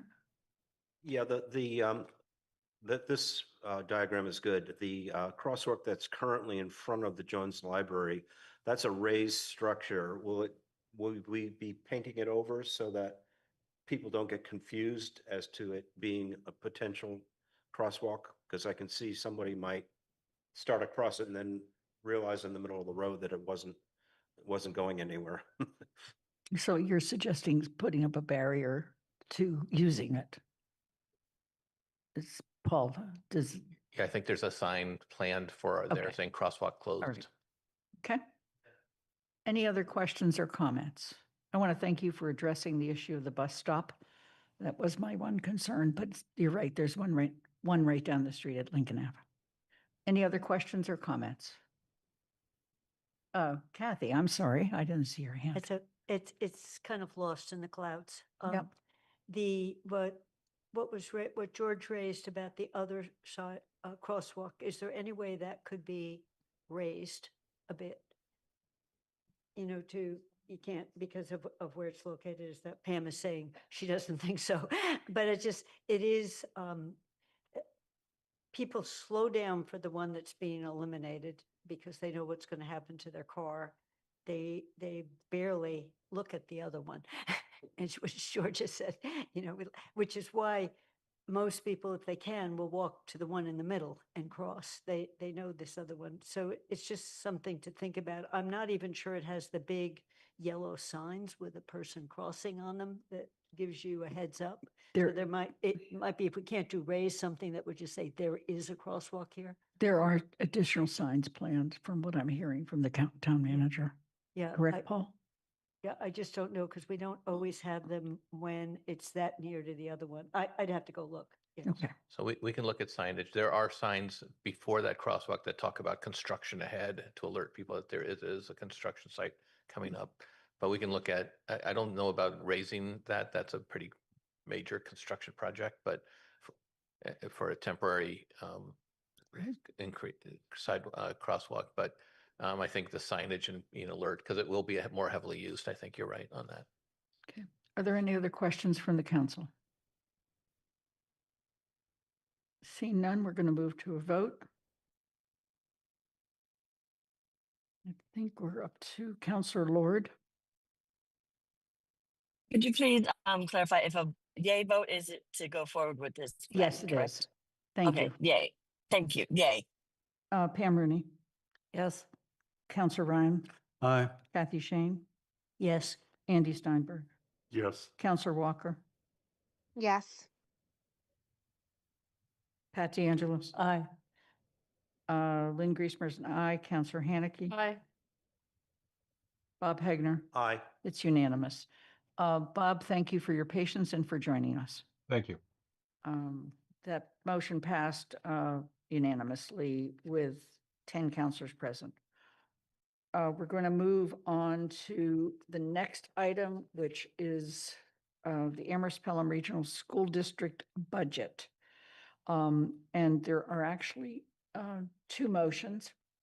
The first is in accordance with Section 5.5C of the Amherst Home Rule Charter and in compliance with sections 5.5A and 5.5B of the Amherst Home Rule Charter, to separately consider and act on the Amherst Pelham Regional School District budget and assessment method for fiscal year 2026, because it would be prudent to do so due to the regional agreement with the 3 other towns in the regional school district. Is there a second? Second. All this motion does is basically say we can take it out of order of the rest. We can pull it away from the rest of the budget. Are there any questions? Okay. This does not actually vote for the budget. That will be the next vote. And at that point, I'll ask the chair of the Finance Committee to speak to their recommendation. Okay, we'll begin this vote with Pam Rooney. Yes. Counselor Ryan. Aye. Kathy Shane. Yes. Andy Steinberg. Yes. Counselor Walker. Yes. Pat DeAngelis. Aye. Lynn Griesmer's aye. Counselor Haneke. Aye. Bob Hagner. Yes. Counselor Lord. Aye. It's unanimous with 10 counselors present. The next one is actually voting for the budget, and I'll read the motion, then I'm going to turn to the chair of the Finance Committee. In accordance with Charter Section 5.5, having been referred to the Finance Committee, having been recommended by the Finance Committee report of May 19, 2025, a public hearing held on May 12, 2025, notice of which was posted for a minimum of 10 days on May 1st, 2025, to adopt Council Order FY 26-02, an order approving the Amherst Pelham Regional School District FY 26 budget and appropriating the town of Amherst share of the budget assessment as shown on page 11 of the motion sheet. Is there a second? Second. Okay. Kathy, would you like to speak to the Finance Committee's recommendation? Yes, thank you, Lynn. The Finance Committee submitted a report that I encourage you all to read because it also provides a flavor of the discussion we had with the superintendent, the school committee, and heads of the school committee and the finance director. We voted unanimously to recommend that the council approve Financial Order FY 2602, and this will provide an assessment of Amherst of $19,744,008, which is an 4.81% increase over Amherst FY 25 assessment. I want to point out that this was the proposed budget that was proposed to us. This was the recommended. So we are endorsing what came to us from a regional school. And they noted we had to do a little research, but in their committee meeting, this budget will require an estimated 11.5 FTE reduction to get to hold the total budget to 5%. The other thing I think that's notable because of reading some of the press is the budget follows the regional assessment method and returns all 4 towns to the share of the budget according to that agreement. That means that each town assessment will be about similar to their share of students of total enrollment. Returning to that method results in a substantial increase to 2 of the 4 towns. The reason Amherst is lower is we were already at the assessment method. This should be a one-time occurrence. Although we voted in favor of the 4.8%, we note that the total paid by the 4 towns will increase by 6.5%, and the total budget will increase by more than 5%. Absent new sources of fund, such increases will not be sustainable. Town revenues are forecast to increase in the 3 to 3.5%. The decline, even with declining enrollment, one other point I want to make is we also asked during the discussion whether students in the middle school and the high school can take classes in the other school building, allowing resources to be used more efficiently and supporting choice of classes. This could include things like language, math, and other classes. The answer was right now, this is not possible. It will require changes. There does also not yet appear to be a plan for the 6th grade move to the middle school with full integration in the middle school, rather than a separate school. So we were told that this might require a change or an amendment in the regional agreement to avoid the overhead. I just want to conclude with, we totally support the schools and recommend that the council vote for the appropriation. We all recognize that the region faces challenge of how to adjust to declining enrollment and continue to provide a strong educational program for students. We will need to work together with the other towns to plan for the future. That closes my summary of the report. I recommend you look at it for some additional details. Thank you. Are there councilor comments before we move to a vote? Bob Hegner. Yes, I want to echo Kathy's remarks. I think we support the budget as it was voted by the regional school committee. We recognize, however, that this is not sustainable. These increases are not sustainable, and we have to figure out a way, either to somehow reduce the growth of this expense. We can't afford it. Pam Rooney. I wanted to say thank you to the Finance Committee for looking fairly closely at the school budget and trying to get a handle on how it's composed. The inconsistencies that appeared in some of their numbers, and I really appreciate the fact that people are asking really good questions about how it's structured, and are there ways, in fact, that they can be managing their affairs a little, I'll use the word better, that's not a criticism of them, but keeping a little closer handle on the costs that we're seeing escalating. Thank you. I want to just mention that in the past, there have been discussion of additional cuts over the several years. And yet, if you look at the cuts in actual staffing, they have not occurred. So I am going to ask that at some point in the fall, which I believe the magic date is sometime around October 15th, we get a report back that tells us just exactly where we are with relationship to cuts in staffing and student enrollment, and it's compared to previous years. Thank you. Are there any other questions or comments? Okay. Then the motion's been made and seconded. We're going to move to a vote. Councilor Ryan? Aye. Kathy Shane? Yes. Andy Steinberg? Yes. Councilor Walker? Yes. Pat DeAngelis? Aye. Lynn Griesmer is an aye. Councilor Haneke? Aye. Bob Hegner? Aye. Councilor Lord? Aye. Pam Rooney? Yes. It's unanimous with 10 councilors present. That means we are also the third town to vote the budget. And you notice that we did not have to have a separate vote for the assessment method because it is consistent with the regional agreement and mentioned in the motion. The final motion tonight, and I'm going to read the motion, seek a second, and then we'll have a presentation. Doug Walker has joined us, and I believe there might be one other person in the audience to join us as well. Hold on one second.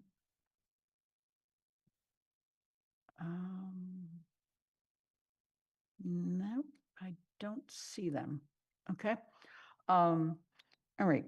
The motion is in accordance with Mass General Law, Chapter 40A, Paragraph 5, to refer the proposed zoning bylaw amendment to footnote M to the Planning Board for public hearing within 65 days and report to the Town Council, to Community Resources Committee for public hearing and recommendation to the Town Council, and to Governance, Organization, and Legislation for a final review of clarity, consistency, and actionability. Is there a second? Second. Okay. Doug Marshall, you are with us tonight. Would you like to speak to this proposal? I confess I was not expecting to be the only one present to present this to you, but given that I am, I'll try to cobble something together in my head for you that's coherent. Yes, we were also expecting Jesse Mager, but I don't. Jesse informed us that he was not available. I was expecting Nate Malloy from the planning staff to also be available, but that's fine. This is a fairly simple adjustment to the zoning bylaw that the majority of the planning board is recommending to the council.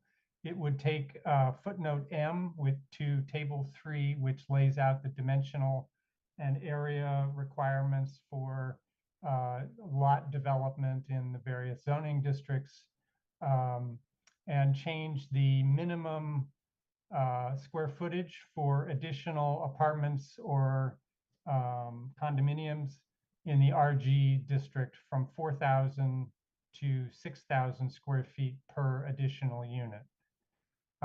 This seems to have been prompted in part by the recent state regulations regarding accessory dwelling units, which now are basically allowed in any single family zoning district. And it was prompted in part from a couple of recent projects close to downtown, I believe, that were proposing to take advantage of this footnote for multiple units to be added on a couple of parcels. And in one case, the local historic district commission rejected the project because of its density. And I think in the other case,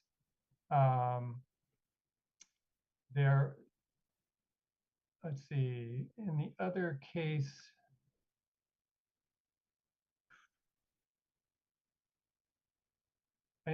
it was also rejected. So the thought is that maybe we would take a step back and reduce the allowable density throughout the RG district, but at a later date, we would look at allowing greater density in some portions of the RG district. So this is essentially a first step, and again, it's recommended by the majority of the board. Thank you. Are there councilor comments? Councilor Haneke.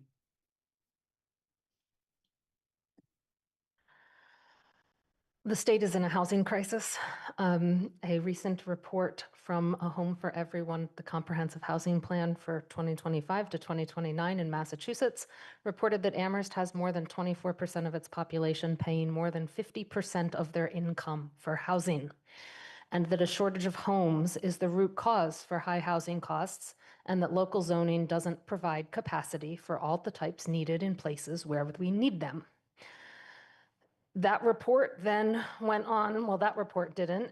There was another state commission called the Unlocking Housing Production Commission that had a recent report that stated, quote, large minimum lot size requirements significantly hinder housing affordability, contribute to exclusionary zoning practices, and encourage sprawl, increasing automobile dependency and inefficient land consumption. By requiring excessive amounts of land per home, these regulations inflate housing costs, limit the availability of buildable land, and reduce housing diversity. Direct quote from the report. The costs of reducing density as put forth in that report go against nearly all of our town manager goals: climate action, transportation, housing, racial and social justice. I struggle to understand why our planning board would propose a zoning amendment that would go against our master plan and all of our town manager goals. I cannot vote to refer this. Councilor Ryan.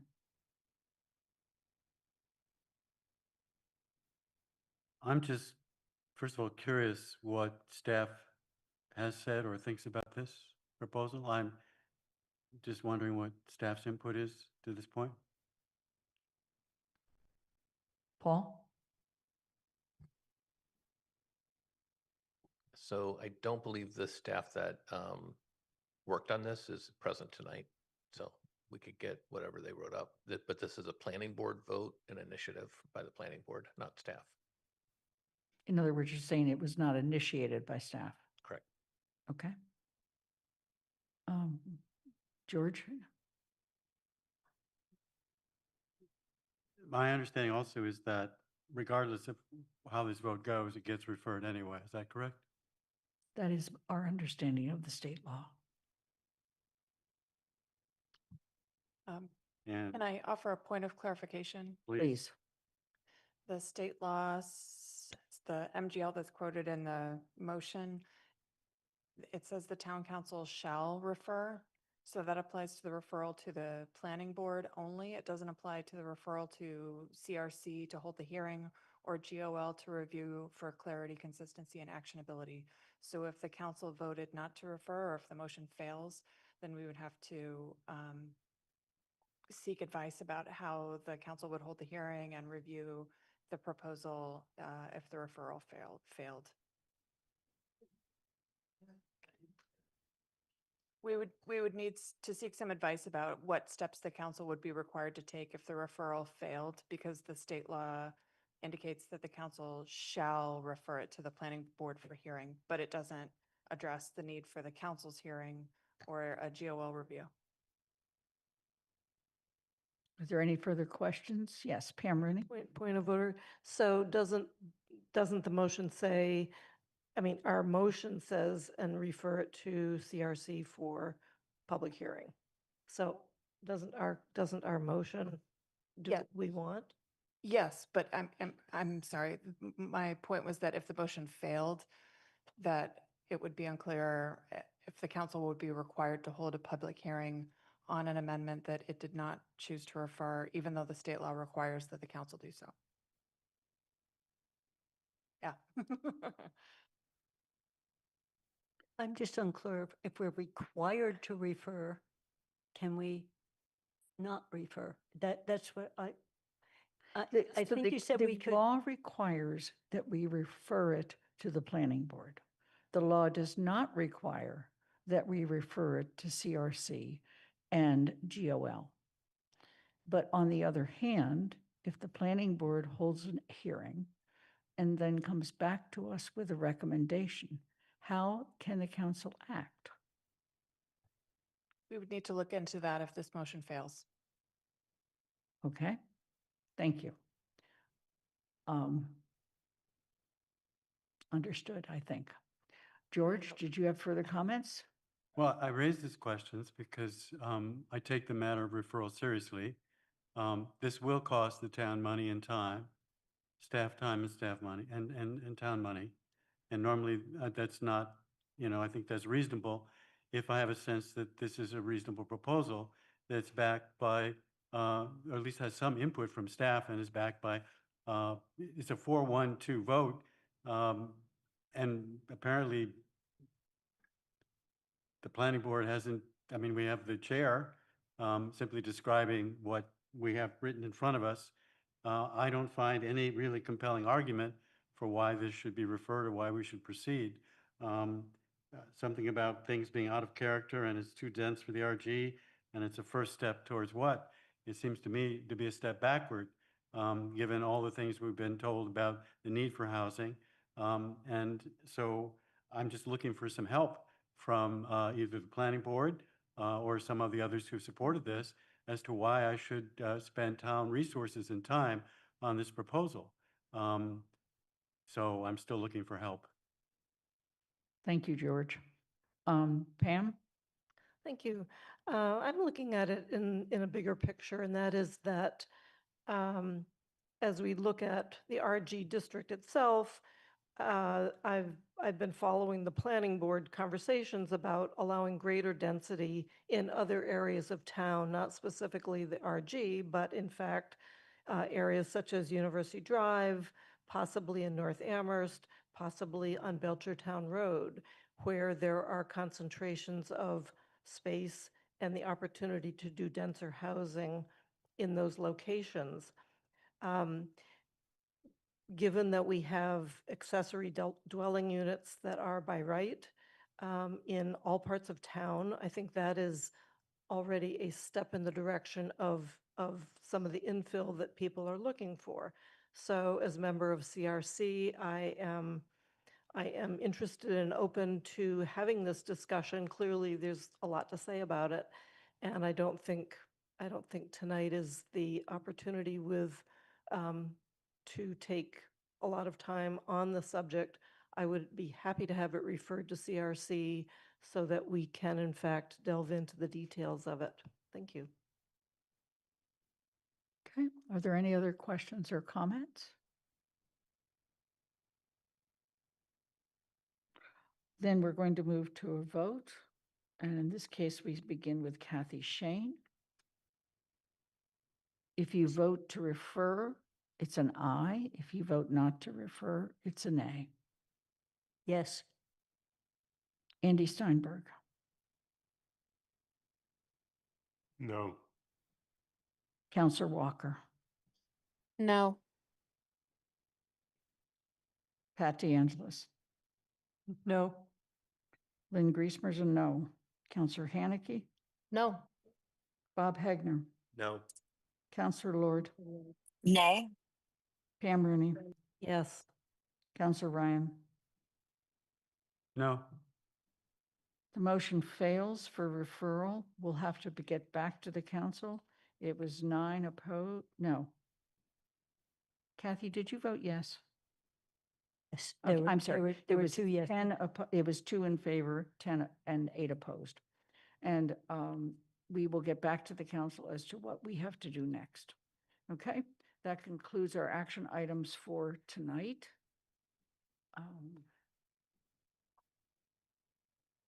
We've done appointments, so we're on to committee and liaison reports. BCG, no report. CRC, Pam Rooney. We have been working on the solar bylaw and are inching our way forward to being prepared to put a pool of candidates together for the ZBA and for the planning board. Thank you. Thank you. Do you expect to have them but in June? Yes, we expect to hold the interviews on the 2 meeting nights, 2 meeting afternoons in June, which I think are I want to say 12th and 26th. Okay, thank you. Elementary School Building Committee, big day tomorrow. Yeah, that's what I was going to say. It's a big day tomorrow at 4 o'clock. I think people know we have, I'm going to call it the raising of the beam, but it's got some other topping off. Topping off. Even though we're not going to the top, we're going to the archway. And there'll be short, really short, like 2-3 minutes, several people speaking. But what people should know is if you get there early, there's a beam on the ground that with magic markers, and you can sign the beam. And we've been assured by our amazing OPM that if somehow over the weekend words got on that beam that we were crazy about, they have white paint and they will be painted over. But the kids are going to have that opportunity. The schools, they're ferrying people back and forth. We don't meet again as a committee until the 3rd week in June. So we're basically our meetings now, we're getting updates on construction.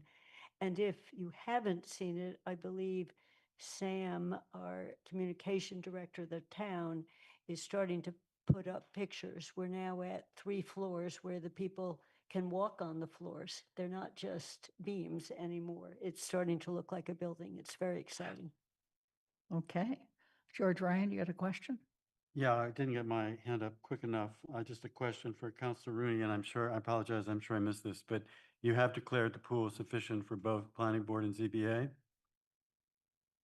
You haven't. You're still taking applications for both bodies, but you are planning to do some interviews. We hope to have, we have a meeting this week. We have a few more people who have sent in calves, and we may have a sufficient pool at that time. And if so, we hope to do interviews our next 2 meetings. Am I forgetting the procedure here? Normally you declare the pool sufficient and then somebody help me. Sure. I'm He happy looks to to the one explain it. person. There is time, if the pool is declared sufficient this coming Thursday, between this Thursday and the first hoped-for date of interviews, that is just hoped for, Okay. plugged in case the pool is declared sufficient so that people are holding the dates.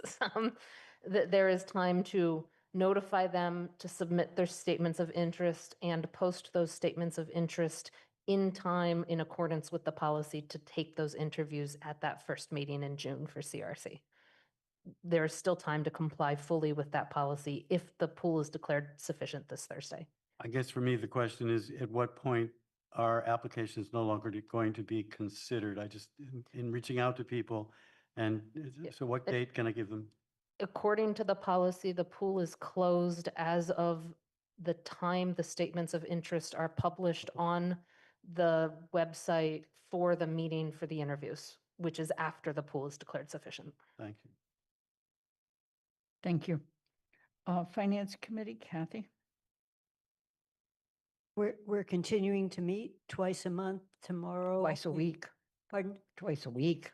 Twice a week. Oh, twice a week. Oh, twice a month. My goodness, that would be normal. Twice a week. Tomorrow, we're meeting a bit early. We're starting at 1, and it's DPW enterprise funds and water and sewer rates. And on Thursday will be the final set of departments we haven't yet reviewed, and that's conservation, inspections, sustainability, veterans, social services. It's a long list. And what our process is going to be then the following week, we each are taking responsibility to write up a section, and we'll begin to talk about the overview of all of it in terms of recommendations, other than we love the budget or we hate the budget, or, there won't be generalities. And so that will help inform an executive summary that'll go with the contents. And we're, for people, one of the things that was interesting to me was I went back and found the last Finance Committee report that was before this form of government, and the amount of information in it was huge, depending on what you were looking at. So one of the things we're trying to do is put information that may not be otherwise easy to find, that used to be easy to find in the reports we got, but now it's a bit more research for the counselors who are doing the work. So we are trying to ask questions and put answers to those questions in the report that go beyond just they asked for X dollars or this kind of increase. So you're going to see a few sections of the report will be longer because of that. Having watched several of your meetings now, I just want to thank you for the thoroughness with which you are looking at this budget. It is really, really amazing. And I've learned a lot. I think one of the reasons that when I look backwards, I said this wasn't unusual. This was business as usual, that the Finance Committee's role was to ask questions and probe beyond what just the ask was. This is one of the best ways to understand the comprehensive nature of our town government. Okay, a question? Okay. GOL, neither the chair or vice chair is here. I'll try to give some summary. Maybe Pat can add into it. And maybe Hala. We dealt with 3 proclamations. We had another discussion about the AHRA successor committee. And we have not declared the pool sufficient for either finance nor charter review committee. And that's about it. Okay. Kathy. Yeah, I just have a question. If the pool is not sufficient and at least, we've only got 3 residents and 1 is vacant, but 1 is due to expire, can that person stay on? Is that what we would do? That person's more than welcome to stay on if they're willing. If they're willing to stay on. What? Yes, if they're willing to. If they're willing, no, say. The council would have to extend the term So formally. the council would have to officially extend the term, because Yes. It's, Before we extend the term, however, I think we need to check with the individual. no, I think we would, I want to say, when we're going into the Charter Commission review, how valuable those 3 positions have been. And the fact that they're 3-year terms can help with a council that has 2-year terms, because there can be, if they stay on, it gives you someone who's been following the process. And so we'll be at a point probably soon where almost everyone who's on hasn't been through a budget before. So it's useful that 3 people might have, or at least 2 people might have. So I think it was very wise that the Charter Commission put the ability to do that with finance. And maybe we should can think of it with a couple other committees. Thank you. Jones Library Building Committee, No report. Town Services and Outreach Committee. Andy? Yes, you've received several, excuse me, I'm not getting my finger on the buttons firmly. You received the report from the committee, but also you received a report about where we are in recommending consideration of establishing a transportation parking committee, along with initial workups. I wouldn't say that they're drafts that we're proposing yet for consideration, because we want comment before we do that. We sort of look back on what the experience was recently with one of our other committees that came forward with a proposal about the reparations committee. And then there was a lot of discussion, and they felt that they had to go back. Well, we were trying to just be one step ahead and give and throw out where we are now, so that before we make a proposal that's for action, that we have an opportunity to get comment. So the motion at the last meeting was to ask individual counselors to comment, that it wasn't an intent to have discussion today. Though if you have questions, of course, we will try and answer them. But what really we were after was just to encourage comments, and also from town staff, from the current Transportation Advisory Committee, and from the Commission on People with Disabilities. And we have, our next meeting is on June 5th, and that is why we had the date that we put forward in making the request several days in advance, so that the committee would have a chance to see any comments. And it's been a lot of work, and that has gone into this so far. The other thing that I just wanted, and this is my personal observation of the process that we went through, that I think that the real turning point for us, where we went from, this is something that seemed good, we were thinking about it, and we became more enthusiastic, was we were able to look at Northampton very closely. And we were extremely benefited by having 2 people from Northampton who came and met with the committee and talked about what their commission does and why it works and why it works well. And it spoke with great enthusiasm. And so that if you would like to see that 1-hour meeting with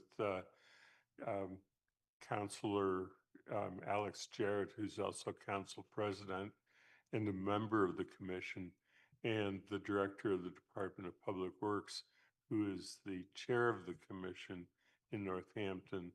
It's about 1 hour's worth of a meeting. I can send you the date for that meeting, or you can probably get it from Athena and have the opportunity to see that yourself, because I did I did think that that was sort of a very important point for the committee process. So I think that's our report, Lynn. Thank you. Counselor Haneke. I just wanted clarity on this particular issue. Is the council going to have an actual discussion on an agenda related to this, or should individual counselors be sending their comments to TSO directly? Right now, the comments would be sent directly to the chair of TSO. However, I believe that it's time to bring this for a council discussion, and I'm going to suggest that. Okay.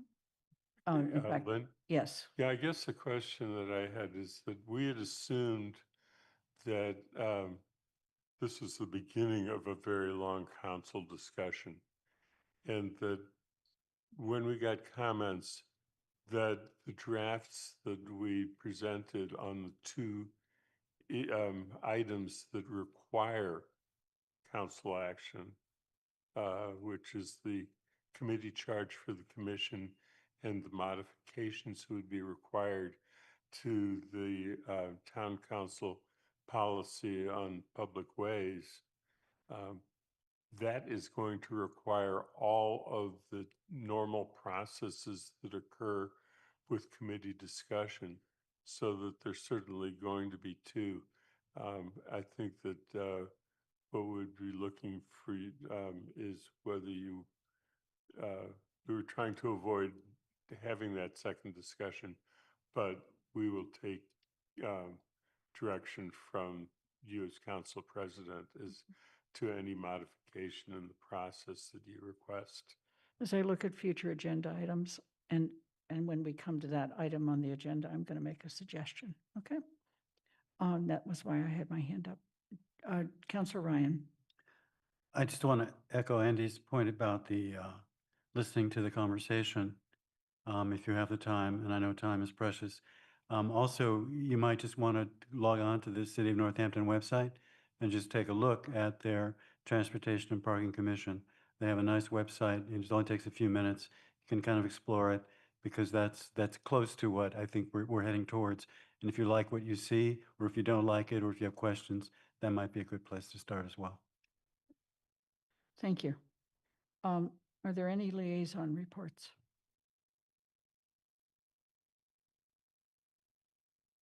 Okay, the minutes have been approved. Paul, did you have any comments at this time? I do. First off, I want to thank the Finance Committee for its work on the budget so far.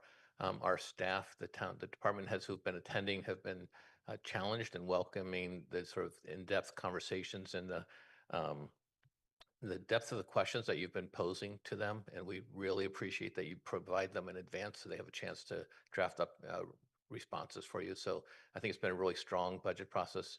You know, it's always a sprint to get through the entire budget. It's a big budget, but you've been doing a really diligent job at it. So our town staff have really appreciated it, that the substance of the discussions have been very strong. The other thing I want to mention is that our bond rating has been reaffirmed as a AA+ with stable outlook. So why do we care about the bond rating? The bond rating of the town is what people who are going to lend the town money through a bond offering look to see how strong our ability to repay that money is. And so a good bond rating means that they were willing to take a lower interest rate versus a high risk bond. So AA+ is about as good as we can get at this moment in time. We do everything humanly possible to get the best bond rating that we can. So, I'll share the bond rating with you directly so you can see what Standard & Poor's has said. They talk about our consistent positive operations, our strong reserves, our well-entrenched financial management policies and practices with emphasis on long-term planning. They look at a 2-year horizon when they set the bond rating. They expect conservative budgetary decisions over the outlook horizon of 2 years. And a very proactive management team. They give us a lot of credit for our management team. Where we suffer compared to our peers is in basically our demographics. Our income metrics are below the county. because of our large student population. So our income, because of the students, looks low. And we try to make some arguments as to why it's not the students' income, it's the parents and guardians' incomes that are supporting those students, and that's why they should give us credit. We've made that argument as strongly as we possibly can. They sort of are stuck with certain metrics that they look at. But they do also, but we get a credit in the sense that having the university and 2 colleges here presents major employers who have a stable employment base, although they did do a lot of investigation with us this year about the impact of federal cuts to the university and the colleges. So what I really want to emphasize is that the town has and has maintained really strong budgetary practices, strong budgetary policies, and our staff have been so good at delivering the information that is needed. And they meet all of our finance staff, including Athena, and everybody who's been involved with our budget process. So I was really proud of our work with them, and that's getting a AA+ with stable outlook is just an excellent outcome for us, which we were hoping for. Thank you. And congratulations for all of us. Thanks. Are there any questions of the town manager? I provided you with a written president's report. Are there any questions?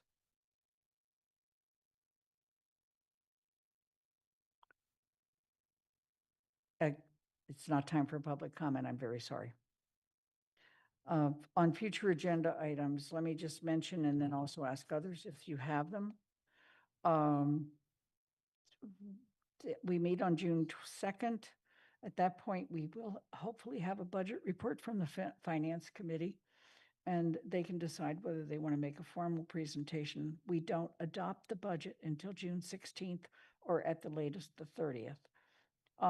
We do have the water and sewer rate first reading, and with a special public comment period, the second reading will be on June 16th. So one of the options, if the transportation and parking, if the TSO would like to, is that they might make a presentation and have a discussion without action on the second, if that would be of use to the committee. I think it might be of use to the council to hear the debate among each other, since we can't do that outside of a meeting. So the other thing coming up on the 16th is intergovernmental agreements and ongoing several committees. And then also, as we mentioned earlier, Planning Board, CBA, and Finance Committee non-voting members. Oh, excuse me. I'm having so much trouble breathing. Whatever is going on with me is affected too many things. Are there other requests for action or agenda items? Councillor Haneke.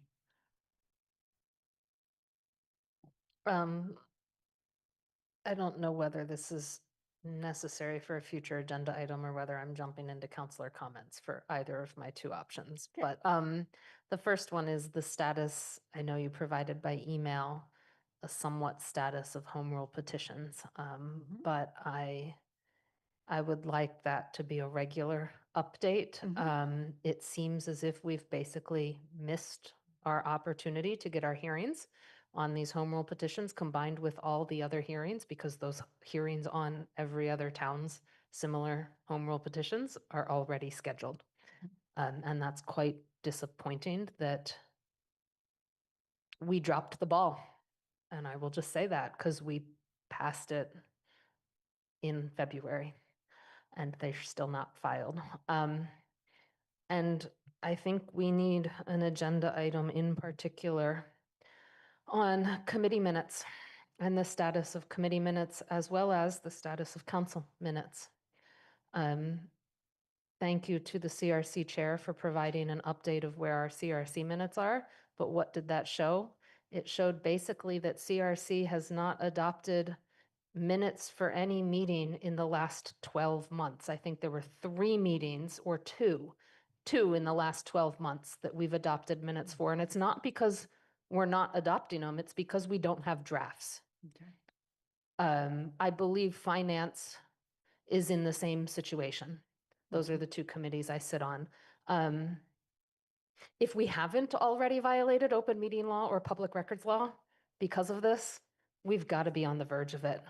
It's just unacceptable. We were told we would have a plan in place a couple months ago that would be presented to us on how we would get our council and our committees up to date on this. We've never seen that plan. I think it's time for conversation at the council on how it has gotten so atrocious. Okay, thank Lynn, you. Lynn, can I weigh in on this too? Yes, Ms. Kathy. Finance, you know, I haven't had time to talk directly with Athena or Melissa, but we came up with a process that one of us would review and do edits. And we've done that and they're still not posted. So we've got them in SharePoint, but not in the public. So I also don't know how to move them off, since I can't post them other than to say, so I don't know what's breaking down, and I'll just end there. Okay. I will add an update on all of that to the next agenda on June 2nd. Are there any other questions, comments, or requests? Pam Rooney. Thanks. This is a question for town manager, I guess. When we're talking about the budget cuts, the opportunity for consolidation of staff, I think one of the recommendations that I saw was to have a combined planning director of planning and economic development. And I'm concerned about that. I think it's a full-time job to do a planning director job. The only hope that I could see is if someone had a joint title, that there be staff to actually do the economic development work required. So if it's, anyway, I would love some response on that. Sure. So we believe that a shared title, we have no title for economic development director now. There's nothing. This would give a title to a person who would have that as part of their portfolio. Yes, I think planning director is a full-time position, but economic development is also a goal of the council, as you've said. So I think there's two reasons we're doing it. One, we think it may enhance the pool of applicants for the planning director if they have a broader portfolio that includes economic development. It might be more enticing to someone at a high level working with a relatively high level person to take on this position. So I think that's a major goal for this, and also to address one of the council's goals to develop. We don't have money for a separate person. We don't have money for additional staff. We're going to try and attract someone who's a go-getter, who can do the planning and with strong staff support under planning, and then economic development as part of their portfolio.